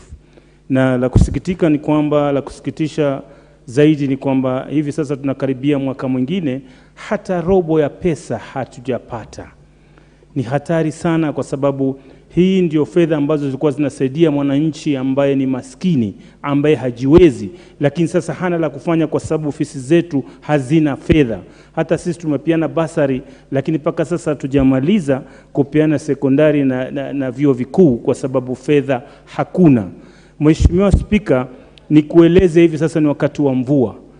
Mijengo mingi ya shule imeanguka. Vyoo vimefurika. Kila siku kiuliza unaambua exchequer. Tunaenda mwaka mwingine. Sasa tutakuwa tena kwenye pending bill ama namna gani? Hii ni hatari kubwa sana ambayo watu wanapitia kama Wakenya, hali ngumu.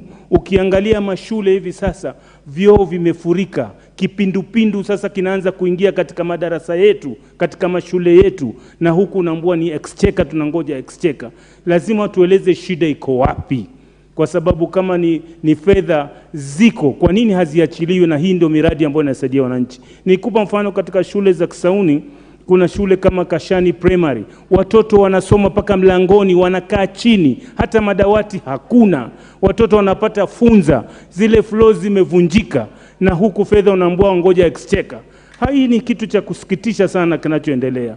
Na ukiangalia hivi sasa wakati wa mvua, kuta nyingi, Magogoni Primary imeanguka. Ukiangalia Besimba Primary ukuta umeanguka, lakini hatuna fedha za kuwasaidia wale watu ili waweze kujiendeleza ama kukaa katika kusoma katika mazingira mazuri.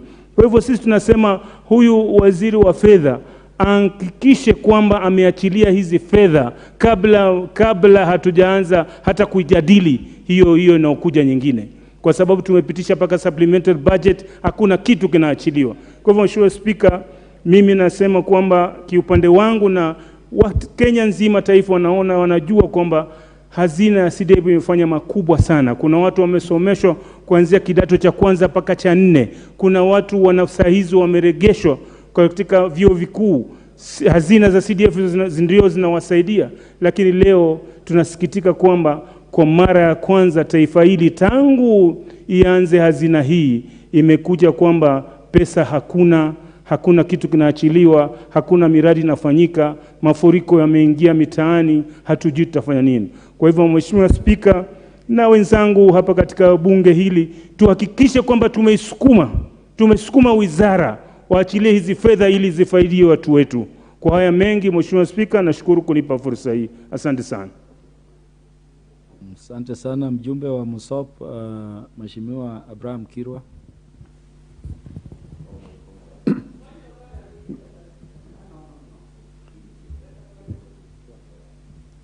Mr. Speaker,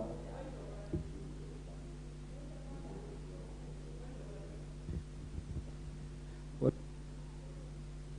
is out of order, Honorable Millie Odhiambo? Would you approach the Honorable Millie before you speak? Would you approach the Speaker? Yes. Yeah, proceed, Honorable Kiro, in the meantime. Mr. Speaker, let me thank you for this opportunity that you've given me to contribute to this motion on CDF. Mr. Speaker, I want to really appreciate the work that CDF has done in this nation. It has truly made a big difference in places where the distribution of funds from the national government was not able to reach, especially constituencies like Mosop, where we were truly sidelined for many years and most of the projects was never done. And so what CDF has done has been able to truly bring us things like water. We've been able to build schools.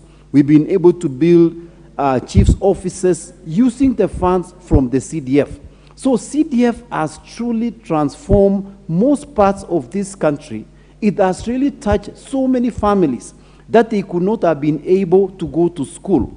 Most of my constituency depends on agriculture, and most of them, they don't really have enough money to pay for the students' school fees. So bursaries from CDF has made a big difference in making sure that those kids or those students from low-income families, from families that they are not able to support themselves, they have been given, some receive full scholarships, some of them receive partial, but it has made a difference. So this CDF fund has truly, truly changed this country in many ways, and it continues to do the same.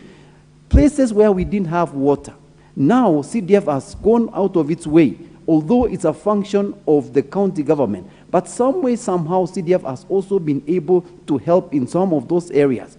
In terms of matching for last mile, CDF has been able to bring last mile to some of the areas which it could not have been possible to have power in most of the constituencies, especially Mosop. So the fact that we have a matching grant that actually allows us to match with Kenya Power, it has helped us to be able to give last mile to most of the families. So this fund, as much as it might not be a lot of money, but it has been felt by most of the families, it has been felt in most parts of this country, it has truly made a big difference. And I want to hope and believe that this fund will never end soon. It will continue, and I want to just challenge the government to continue increasing the allocation on CDF, because it is the only fund that actually can be quantified for what it has done and for what it continues to do.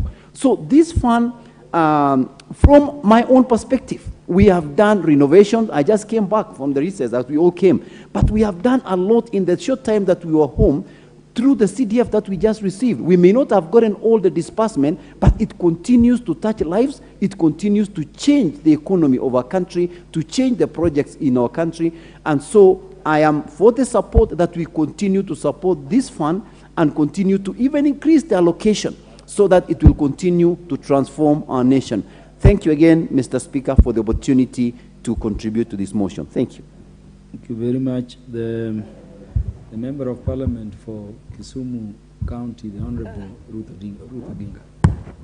Thank you very much, Mr. Speaker. I'd like to put my case across for the CDF fund.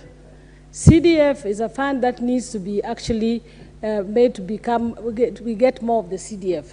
I'm saying this because having been in the county governments, most of the time the county government funds don't come. Even as I'm speaking to you right now, the county government funds have not come down. And it is the CDF that has played a role in ensuring that many bursaries have been dispersed to their students and the needy have gone back to school.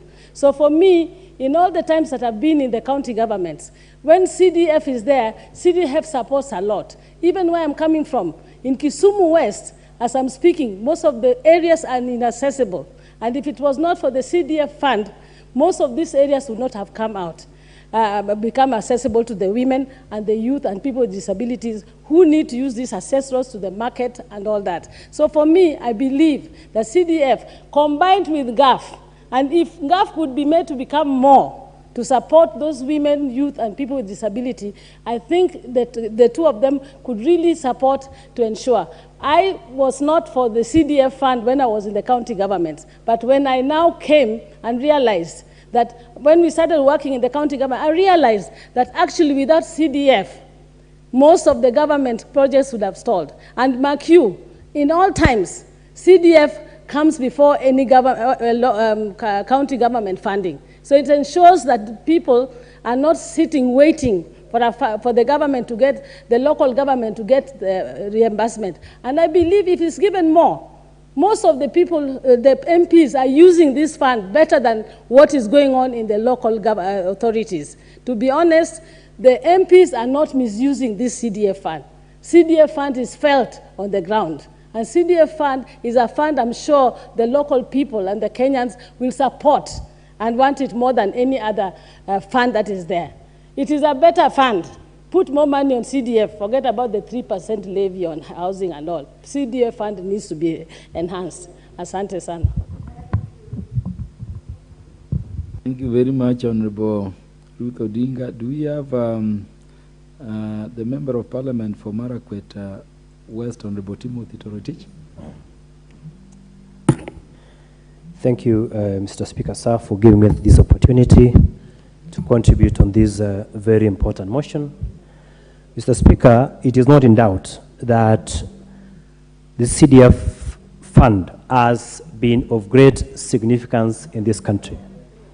Mr. Speaker, if you compare the monies sent to the constituencies through the CDF and the monies sent to the counties, Mr. Speaker, you will note that there is a marginal difference on how their money is spent. Mr. Speaker, the reason why CDF has been successful is because of its lean management. And Mr. Speaker, that is why we insisted before this House that we need to clothe CDF in the Constitution, that CDF must be anchored in the Constitution so that no one will be able to challenge the same before our courts. Mr. Speaker, CDF has assisted in terms of developing our infrastructure. Mr. Speaker, I don't know what would have happened to our public primary schools, bearing in mind that the fact that our public primary schools and our secondary institutions are a function of the national government. Sometimes I wonder what would have happened to those institutions if there was no CDF. Because, Mr. Speaker, CDF has been of great importance to our constituencies. Mr. Speaker, but what I'm worried about is the report we are discussing, Mr. Speaker, before this House, is a report of the Decentralized Funds Accounts Committee in respect to the financial year 2013-14, and then 14-15, and then 15-16. Mr. Speaker, it is unfortunate that a report that should have been discussed in 2018 is being discussed in 2023. Mr. Speaker, for example, I have read a very interesting recommendation in one of the reports that says that at some point there is a member of parliament who registered the assets of CDF, and in particular a certain vehicle in the name of the member of parliament. Mr. Speaker, I'm pretty sure that if this were to happen in this year or in the last financial year, then stern measures would have been taken against that individual. So, Mr. Speaker, secondly, I have read the report in full and in detail. Mr. Speaker, there is need for continuous capacity building of the staff of CDF. Mr. Speaker, you realize that most of the CDF staff are just employed, and most often than not, the members of parliament have a hand in the employment of those people, and of course through a competitive process. So, Mr. Speaker, these people need a continuous and a thorough training so that they can be able to be in line with the code of conduct of public service. Mr. Speaker, also in terms of uniformity of projects, we need to standardize the kind of project that we have. You find that different constituencies have different standardization of projects, so that if we have uniformity of projects in the constituencies, then, Mr. Speaker, there will be value for money in our constituencies. Mr. Speaker, but the biggest and the most critical thing that has affected CDF in this country is the late disbursement of CDF funds. As we speak, Mr. Speaker, there are projects that are pending in our constituencies. Mr. Speaker, those projects are incomplete. Our students, our pupils need to use laboratories, need to use classrooms, need to use the dormitories, but the same have not been ready for occupation because the government has not remitted the amounts of money that they are supposed to remit. So, Mr. Speaker, I think that is the biggest challenge that we face in terms of CDF in this country. Mr. Speaker, this House must take stern action, must take stern measures against our national treasury. Mr. Speaker, there is no reason why other government departments are fully funded, whereas our constituency development funds have not been remitted to their constituency. Mr. Speaker, as we speak, there are no funds for development that have been disbursed in the constituencies. For me, I think this is an insult to this House. It is an insult to our members of Parliament, and that is why we must be able to stamp the authority of this House in terms of parliamentary sovereignty. Mr. Speaker, this is not an arm of the executive. This is Parliament. This is an arm of the government. Mr. Speaker, we have three arms of government: the executive, the legislature, and the judiciary. This Parliament is not an arm of the executive. And that is why we must be able to stamp our authority as a House. And the reason why the funds have not been disbursed is because of the way we have acted as a House. Mr. Speaker, we need to have a firm resolve in this House so that we gain the respect that we deserve as a National Assembly. Because if we become an appendage of either arms of government, then even if we ask for funds to be disbursed to our constituencies, we have lost our independence, we have lost our sovereignty in quotes, and therefore, even if we demand, we do not have that respect from the executive. So, Your Honor, we must stamp our feet and our authority as a House so that we have that respect. Mr. Speaker, the other issue that the problem we have is if there is a problem on matters of CDF, the first person to be blamed is the Member of Parliament. Mr. Speaker, it is very unfortunate. It should be noted that the Member of Parliament does not play any role in terms of CDF. The person, we have an accounting officer, and that is the person who should take the ultimate responsibility when it comes to matters of CDF. Most often than not, the Member of Parliament, with their audit queries, the buck normally, in terms of what the public perceives, is that the buck stops at the Member of Parliament. Mr. Speaker, that is not the correct position. The correct position is as CDF is managed through the office of the fund manager, and therefore the Member of Parliament has no role in terms of the management of CDF. Mr. Speaker, I also call upon the COCs, that is the constituency oversight committees in our constituencies, to play their role. Because, Mr. Speaker, the question is, who polices the fund manager? Who polices the officers serving in CDF? Mr. Speaker, the COC must stamp the authority and be able to oversight the CDF committee so that they can be able to execute their mandate or to discharge their mandate without any fear of intimidation. Mr. Speaker, we also still call for continued increase in the allocation of CDF.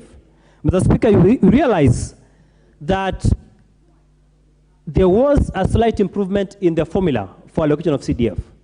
But, Mr. Speaker, you realize that the highest constituency in this country receives a paltry, around 165 million. That is the highest allocation that a constituency receives in this country. Mr. Speaker, if you compare the importance of CDF to the amount allocated, Mr. Speaker, there is a big difference. And that is why, as this House, we should call for an increment in CDF, because, as we have agreed, CDF plays a critical role, plays an important role, and of course, that trickles down to the people who are on the ground. Mr. Speaker, so many children have benefited from our bursaries, and there has been no audit queries, so much audit queries in terms of bursaries, because the bursaries benefits most of our children, and for that reason, Mr. Speaker, sir, I fully support this report. I fully support the recommendation contained therein, and I believe that if the recommendations are adopted as they are, then we shall have a CDF that... Honorable Toro Itich, yes. It is very refreshing to listen to you. Thank you, Mr. Speaker. Could you be rushing because you are running out of time? Because I would be keen to give you more time if you still have contributions to make. Mr. Speaker. More so, you know, that point you made on sovereignty of the House and how the audit process should be undertaken is Yes. quite relevant and refreshing for me. You need more time, or you are concluding? Very well, Mr. Speaker. Maybe I can prosecute that matter. I'll give you 3 more minutes. That are raised in this House. Mr. Speaker, what I've said is... Thank you, Mr. Speaker, for adding me more time to prosecute on that matter. Mr. Speaker, what I've said is this House must stamp its authority. Mr. Speaker, Montesquieu was never wrong when he talked about separation of powers. And in this country, and in the entire Commonwealth jurisdiction, there is a reason why we have 3 arms of government. The judiciary... Just a minute, Honorable Torotich. Honorable Lynette Jepchichir, would you approach the Speaker, please?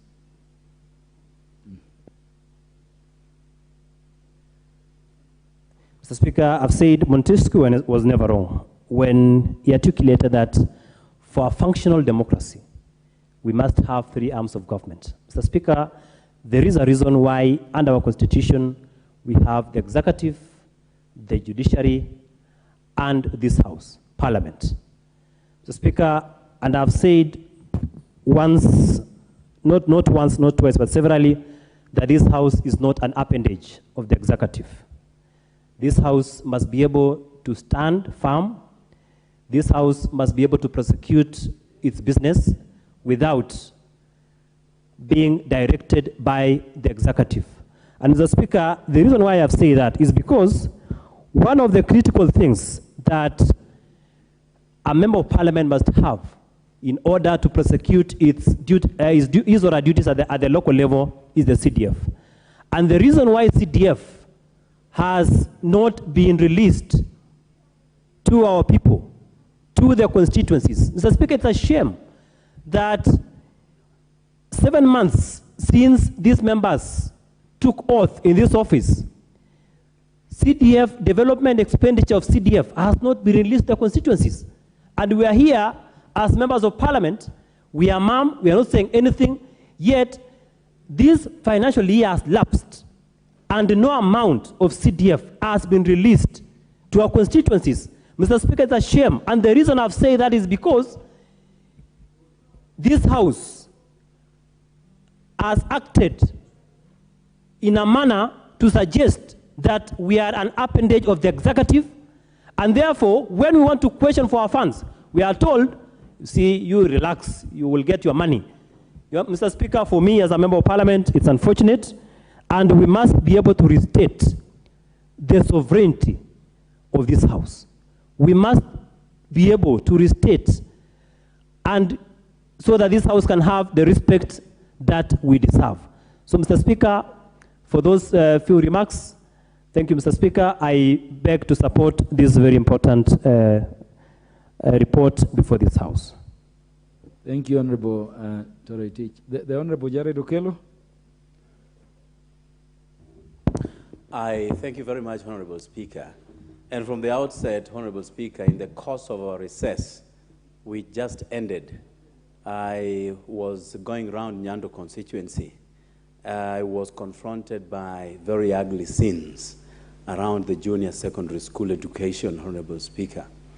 Honorable Speaker, it is good to note that even though we birthed the junior secondary school during the last regime, the approach that has been employed by this regime hasn't been anything to write home about.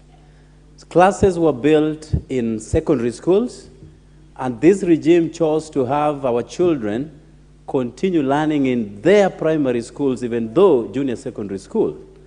So we have a great shortage of classrooms in these schools, yet the classes where they should be carrying out their studies are left in secondary schools, Honorable Speaker. This regime ought to have looked at this thing in depth before making that decision to continue having them in the existing primary schools. It creates an imbalance, Honorable Speaker. You have very young children in Standard 7 wearing trousers and blazers amidst other students who are putting on shorts Even those who are in standard 8 are putting on shorts, yet their juniors in class 7 are putting on the trousers and blazers, Honorable Speaker. This kind of imbalance ought not to have taken shape. And that is why the drafters of the junior secondary school section so chose to have them go to high school, where everybody else is dressed just like them, Honorable Speaker. I noted with great dismay that even though there are 14 compulsory subjects and other elective subjects that come to about 8, so 22 in number, only one teacher is plugged into a junior secondary school. Even if you are a genius, for heaven's sake, you cannot teach 22 subjects, Honorable Speaker, and this is something that has to be properly looked into. And when this regime chose to have 35,000 more additional teachers to primary schools, I had thought that they were going to be sane enough, amid this insanity, to have these teachers going to junior secondary schools. So there is a great shortage in those schools, Honorable Speaker. Besides the fact that there are certain subjects that call for laboratories, and there are no laboratories in all these schools. So you have children undertaking theory lessons without practicals, Honorable Speaker. So this is total disarray of our education system, Honorable Speaker. Amidst all this disorganization, they are also expected to pay 11,000 shillings dubbed lunch money. Now, it is good to have lunch in school, because lunch probably is the only meal that these children can have in a day, amidst the poverty that has permeated our systems. But you have children who cannot afford 11,000 shillings to pay, but they are forced to pay that kind of money, Honorable Speaker. So you ask yourself, what happened? Just the other year, they were running back home to eat and come back to school in the afternoon. Now, parents are being forced to check out 11,000 shillings every year. Now, our CDF, NG-CDF system has not given us regulations to go down deep into standard 6 or standard 7. So, as I was walking around my constituency, I was being confronted by these facts. To have these children be put under the category of NG-CDF under bursary, I was telling them, no, we cannot do that because our regulations do not allow us to do so. So it's a total mess, Honorable Speaker, and I wish at one point in time this House will come to make a decision around junior secondary schools. If it is not addressed in good time, Honorable Speaker, I'm very afraid that we are losing a generation, academically speaking. And if we lose a generation, an entire generation, thousands and thousands of students, what will then happen to them few years to come? My kid in standard 7 will be asking me, Dad, you saw this happening and you never raised any alarm.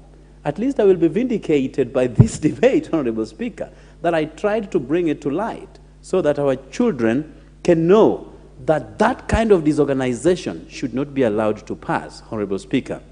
Now, on this report, Honorable Speaker, the drafters of the CDF Act 2003 came to the realization of how other areas were alienated by the successive regimes. That where you have to vote a particular pattern in order to get benefits out of it. You remember, even 2 days ago, and I'm glad that my colleague here has said this House is not an appendage or a stooge of State House. Honorable Speaker, we listened to one William Samoei Ruto over the weekend dictating terms to this House. And when we were in school, for us who were privileged to undertake executive education, we were told about separation of powers, how Parliament is separate from the judiciary and is also separate from the executive, and that no House or no arm of government can dictate to the other on how it conducts its business. I was perplexed beyond recognition that William Samoei Ruto could stand up to dictate to this House how they will handle the finance bill, Honorable Speaker. What happened to the independence of these institutions? What happened to the matter of argumentation? Because you have to argue. A president so he calls himself, cannot dictate to this House how we conduct our businesses. And if that was, to threaten certain members of this House to vote a particular pattern, then I'm very afraid that they are just starting. You never know how much they would want to push in the next few years. And if we are not afraid, Honorable Speaker, don't be shocked to be confronted by a bill that will be extending the life of a president in this country. It has happened to our neighboring country. It can happen now. So what the executive is trying to do is to see how much they can push so that they can now transact those clandestine businesses in this republic, Honorable Speaker. Now, the drafters of our NGCDF, fully recognizing that there are issues that needed to be addressed in schools, with our security, with our sporting culture, and many others, came up with this NGCDF. And one thing that I really appreciate them for is how transparent issues of CDF are, Honorable Speaker. This is one money that if you have to reallocate, then you have to seek permission. Unlike devolution, where, it is at the disposal of a governor and his cabinet to choose as and where money goes without seeking any approval from anybody, Honorable Speaker.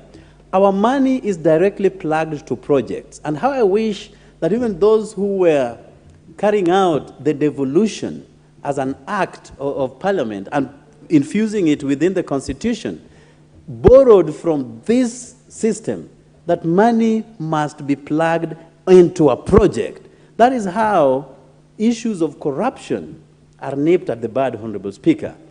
And, you move around this country, the only good news only comes from CDF. Whereas billions are usually expended to counties, there is nothing to write home about them, Honorable Speaker.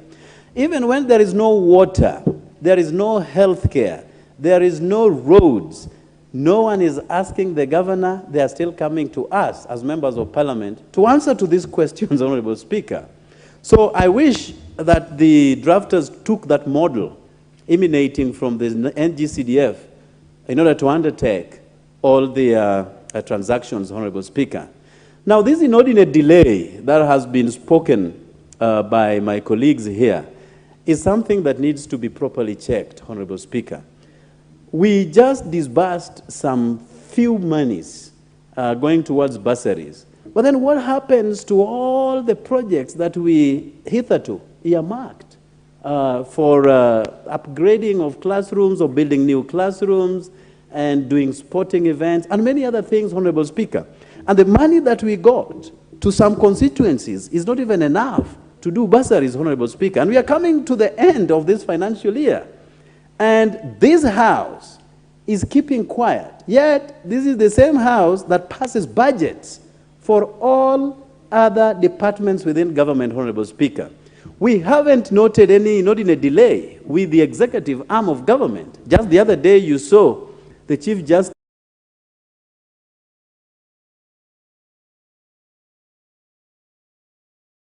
Parliament, we have to beg. You have it. Thank you. I thank you very much, Honorable Speaker. So when the judiciary gets its full monies, the executive gets what it needs inside its budget, and all those monies come from appropriation from this House, Honorable Speaker. And yet, when it comes to our matters, then we are told that, Treasury has not released your exchequer. And then you will be told that the Speaker and the Clerk will be meeting with the Treasury Cabinet Secretary to talk about our monies, Honorable Speaker. We have to beg, literally, living on our knees, talking to the executive that has no due respect to the members of this House and what it ought to be doing, Honorable Speaker. These are matters that we must confront. These are matters that we have to be very much alive to. We are not going to allow the judiciary, buying and driving state-of-the-art vehicles and showcasing them in public functions, and then giving a swipe at the members of Parliament without due regard to the participatory role that we play in the welfare of this country, Honorable Speaker. So I want to challenge us that this House has teeth that it has refused to put into use. Today, we tabled the budget, the appropriation, budget and appropriations bill. Today, we tabled the public finance bill. The executive expects that you will shepherd the entire process without any hitches. Yet, there is no CDF. How I wish that we can stand our ground the way we did it in Mombasa and say, no budget, no CDF, and no CDF, no budget. And we say, no public finance bill. Of course, I will oppose that finance bill with all my might. But let us come to the realization that this House has what it takes to do what is necessary so that we champion the interest of the people that we represent out there. With those many remarks, I thank you, Honorable Speaker. Thank you, Honorable Jared Okello. The Honorable Dr. Eve Obara, the MP for Kapondo Kasipul. Thank you very much, Mr. Speaker, and I too stand to support the report. Mr. Speaker, I support the sentiments of my colleagues on the role, the important role that CDF has played in our communities. Mr. Speaker, as has been mentioned by almost all the speakers who have spoken this afternoon, is that there is no ward that you would visit in this country, in all the 290 constituencies, that you would not see a project of CDF. Mr. Speaker, the manner in which the fund is managed is clear, structured, and well understood. Mr. Speaker,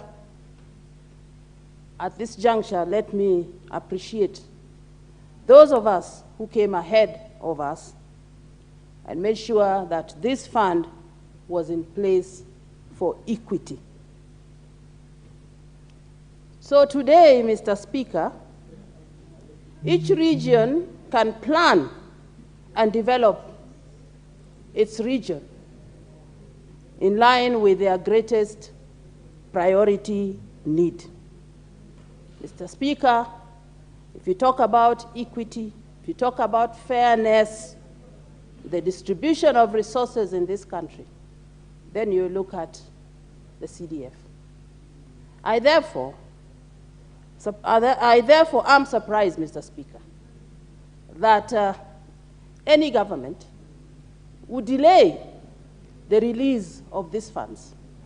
Because I'm sure if these funds were already released and activities going on around the constituencies, there would be less noise about the suffering of the citizens of this country. Bursaries have been given out, but the money was not sufficient for everybody, or it was not enough to give to everybody. But if it was given then, the burden to the parents would have been lessened. And this, I hope our leadership can see this and release this money before the end of this financial year. Mr. Speaker, we have projects that we had started. We had committed in our plans to complete them within the year. And as it is going to roll over to the next financial year and therefore affect all our plans. Mr. Speaker, I call upon the government and the leadership of this House to get out, see the minister, impress upon him the need for this money to be released. Mr. Speaker, the report has come out, and we have seen that there is marked improvement on the operations of the CDF. But at the same time, we have also seen that there are certain gaps in the manner in which it is being managed in certain areas. Mr. Speaker, I put this squarely at the footstep of some of the rogue fund managers that have been posted to some constituencies. And I call upon the board, the CDF board, to rein upon these officers and remove them from the field. Discipline them or dismiss them, because I'm sure I being one, we have reported on this matter to the board of the CDF. Yes, I want to say that in my area, action has been taken, but I believe that in other areas, this still is the problem. The board CEO, please take note, even as we churn out these reports.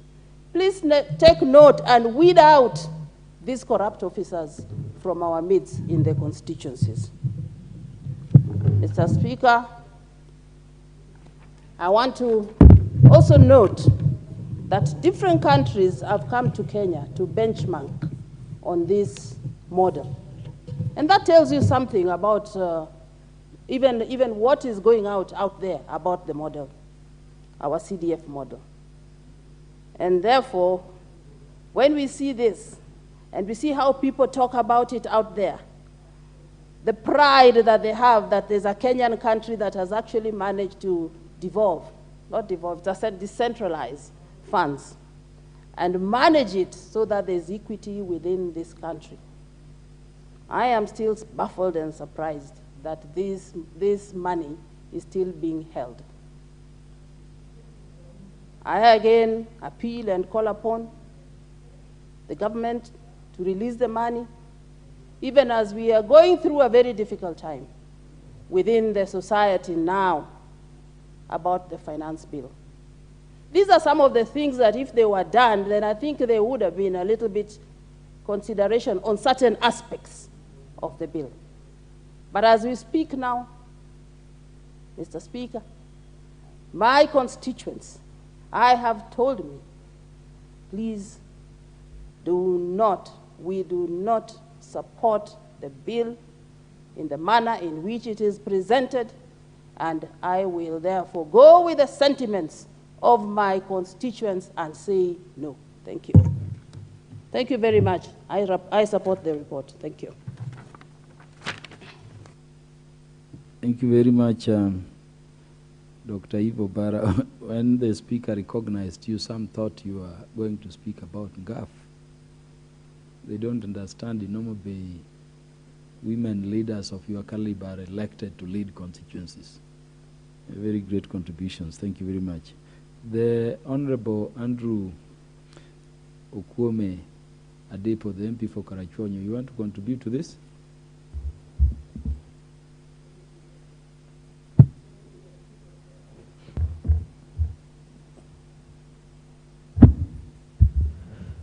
Mr. Speaker, thanks so much for giving me an opportunity to contribute to this item of presentation that came from the Auditor General. Mr. Speaker, CDF is at the heart of Kenyans. Perhaps of all the funds we know of, CDF is the best known all over. Not just because it is called Constituency Development Fund, but it's because of what it does. Everything that CDF does is at the heart of every Kenyan. If you talk of schools, CDF is leading. And what CDF does is graciously helping today and the future Kenyans. Mr. Speaker, when we talk of CDF, I wish the government could be with us together in the thought, because we are helping the government as well. We are helping the Kenyans as well. If you were to properly report what CDF has done, really, you would think it is the institution that the government should emphasize on in development. I do agree that some of the mistakes occurred. I don't know whether they are professional mistakes or whether they are mistakes of the kind which is very predominant in the Kenyan government service. That's the normal corruption we know of. Yes, one may say this and that are corruption. If they are, then maybe appropriate action can be taken. But we should not just blind ourselves and see nothing but CDF without considering that the whole government system, be it national government or county, corruption is almost living with every person that's at the top there going down. So this is not just an issue that can be treated by saying it is this particular case. I wish there was a possibility that the government can overhaul its idea on the managerial system being used so that a method can be found that would get us out of this menace of corruption, right from the top in national government to the lowest level possible, and a similar thing be done at the county level. That's when we can say, when we get a positive result, that's when we can say, yes, we have done some work. But just to isolate CDF and think of it alone without considering others, and probably punish those in CDF alone without punishing any other person in any other arm of government, will be discriminatory, and I would say would be wrong. Mr. Speaker, sir, let me just get you back to what I was saying, what I started with, which is the work and contribution CDF or NGCDF has done to this country. I started by talking of schools, the buildings, classrooms.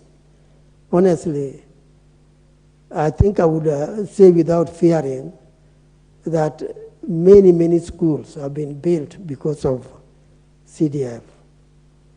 I remember last year or the year before last, the government was building some classrooms to accommodate, I don't know whether it was JSS, but then if you look at the quality of work they did, I'm now referring to my own constituency, the quality of work they did compared to mine, we are miles apart. What they did is completely junior to what I did with the CDF. I can therefore stand very strongly up and say that with the CDF, I did, with the same amount, I did a lot more than what the government did with the amount they used during the late Professor Magoha's time. If they have a project like that one for future, if they want to get the result equal to the funds they spent, I would urge that they use CDF. They will say they have scored because they will have achieved their objective. Yes, I know we have many things that need to be done, like GISS as almost. They don't have laboratories in many schools. They don't have classrooms in many schools. They are still lacking in building in several ways. If the national government wanted this to be built, they should use CDF, NGCDF, and give that money to NGCDF to do the work for them. They will then have an opportunity to see what NGCDF can do. And then even on the security side, because our mandate covers security and education, on the security side, we have built a number of classrooms for the administration, the former provincial administration. We have built a number of officers for them, which I think is a noble thing. It is done. But then come the year 22-23, Mr. Speaker, I am a very disappointed MP, and I know I'm disappointed together with my colleagues, because the financial year is ending. Today is 6th. It is ending in, well, I would say 24 days' time. And yet, the government has been adamant. We make noise, nobody listens. They don't want to give us the remaining part of the money. I'm almost certain, because I heard the leader of majority saying, we are going to get some answer to the question that was asked by one of us. I know they probably will say, yeah, you are going to get it within such and such a time. But maybe we are now used. The promises are always there. We get them, but the action doesn't follow. We are immune to what they say, because they say it and nothing is done. Mr. Speaker, sir, I think the members of parliament should now come up strongly and say with one strong voice that we cannot go ahead with any bill until this money is given. Because it's the money that helps our people. If we don't get it, Mr. Speaker, even your position as a member of parliament is in the limbo. It is under threat. You cannot be sure that wananchi will feel you did any work for them. Because the major work we do for the people directly is what we do with the CDF. That's why it is important CDF is given to us so that we can be productive in line with our promises to those who elected us. Thank you, Mr. Speaker, sir, for giving me the opportunity. I support. Thank you, Honorable Andrew Ukume. Is there any more? I'm not seeing any more. Is Honorable Gertrude Mbeyu in the house? It's a request by Honorable Gertrude Mbeyu. She must have stepped out. There being no further interest or request to speak to the motion, I now call upon the mover to reply.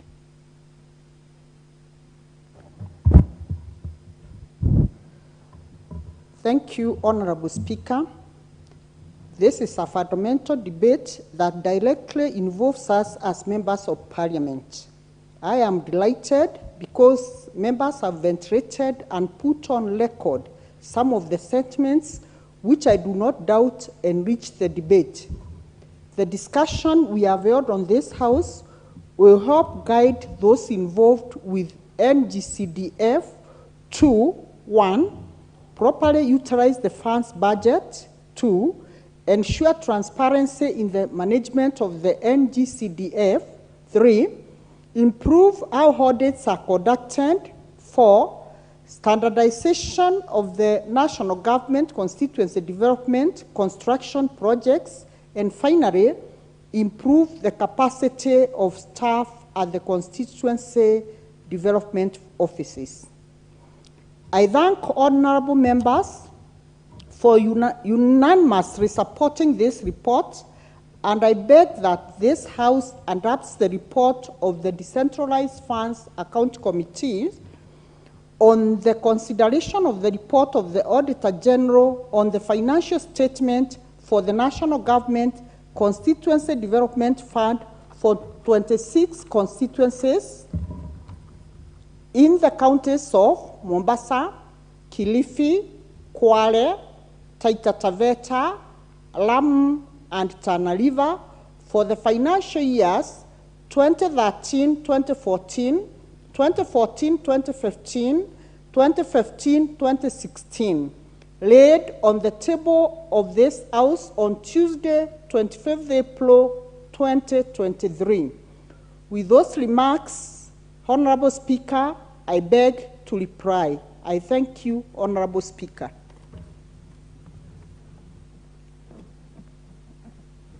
Thank you very much, Mover. No second.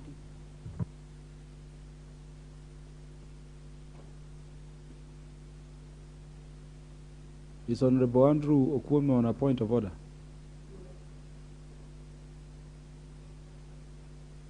You went away from your mic while requesting to to speak. Yeah, Please Mr. proceed. Speaker, sorry. Mr. Speaker, sir, with reference to Standing Order 5.3, I wish to request that the question on this motion be deferred.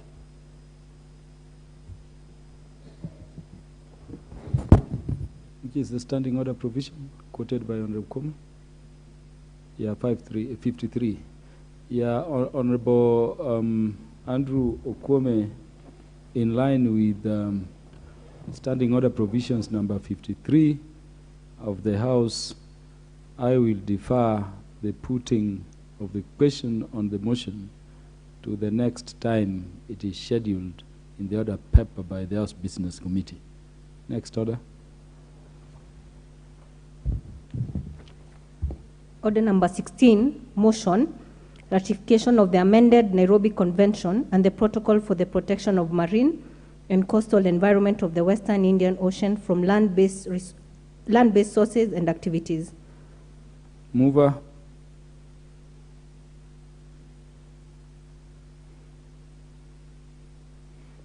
Who should be the mover of that motion?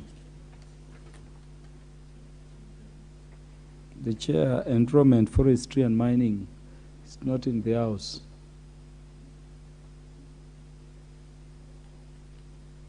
The Honorable Dorothy Kiara, what is the matter? Why isn't the mover in the House? We cannot have business of committees scheduled and duly notified on the order paper, and then we have movers grounding business of the House. Honorable Dorothy Kiaria, what is the issue? I see you on a point of order. Honorable Speaker, I stand to be guided. I think, Honorable Speaker, there is no quorum in the House. Whoa. Could you ring the bell for the time provided for in the standing order?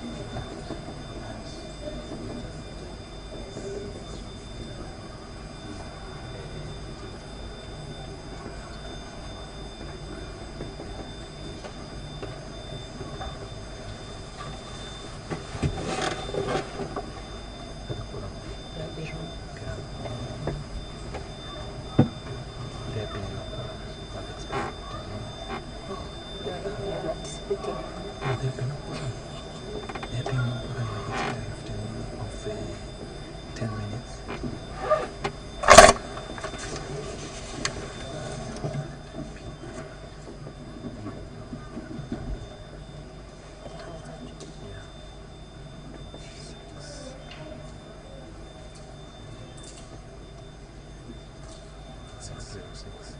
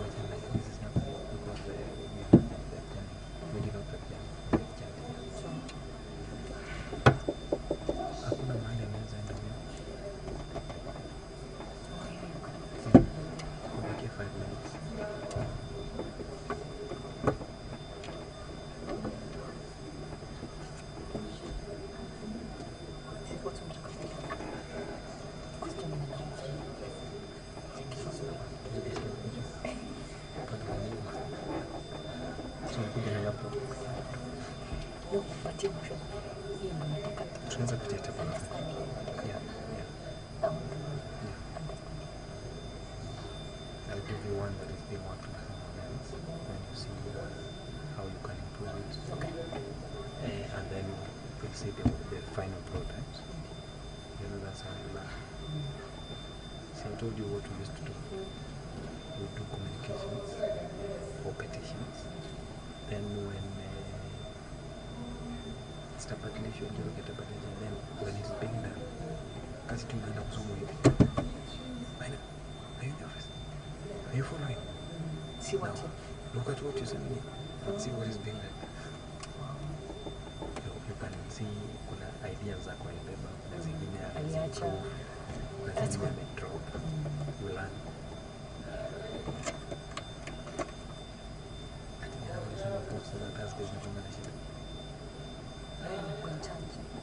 It's not me. It's a cohort of masqueraders, vagabonds.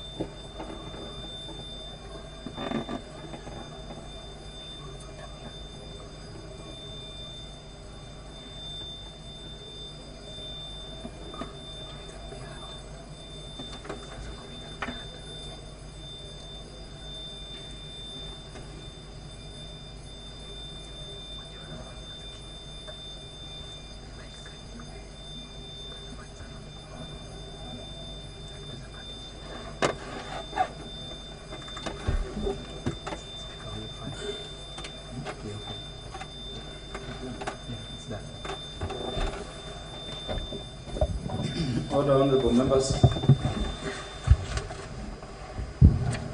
Honorable members, the time being 6:06 p.m., this House stands adjourned until Wednesday, 7th day of June 2013 at 2:30 p.m.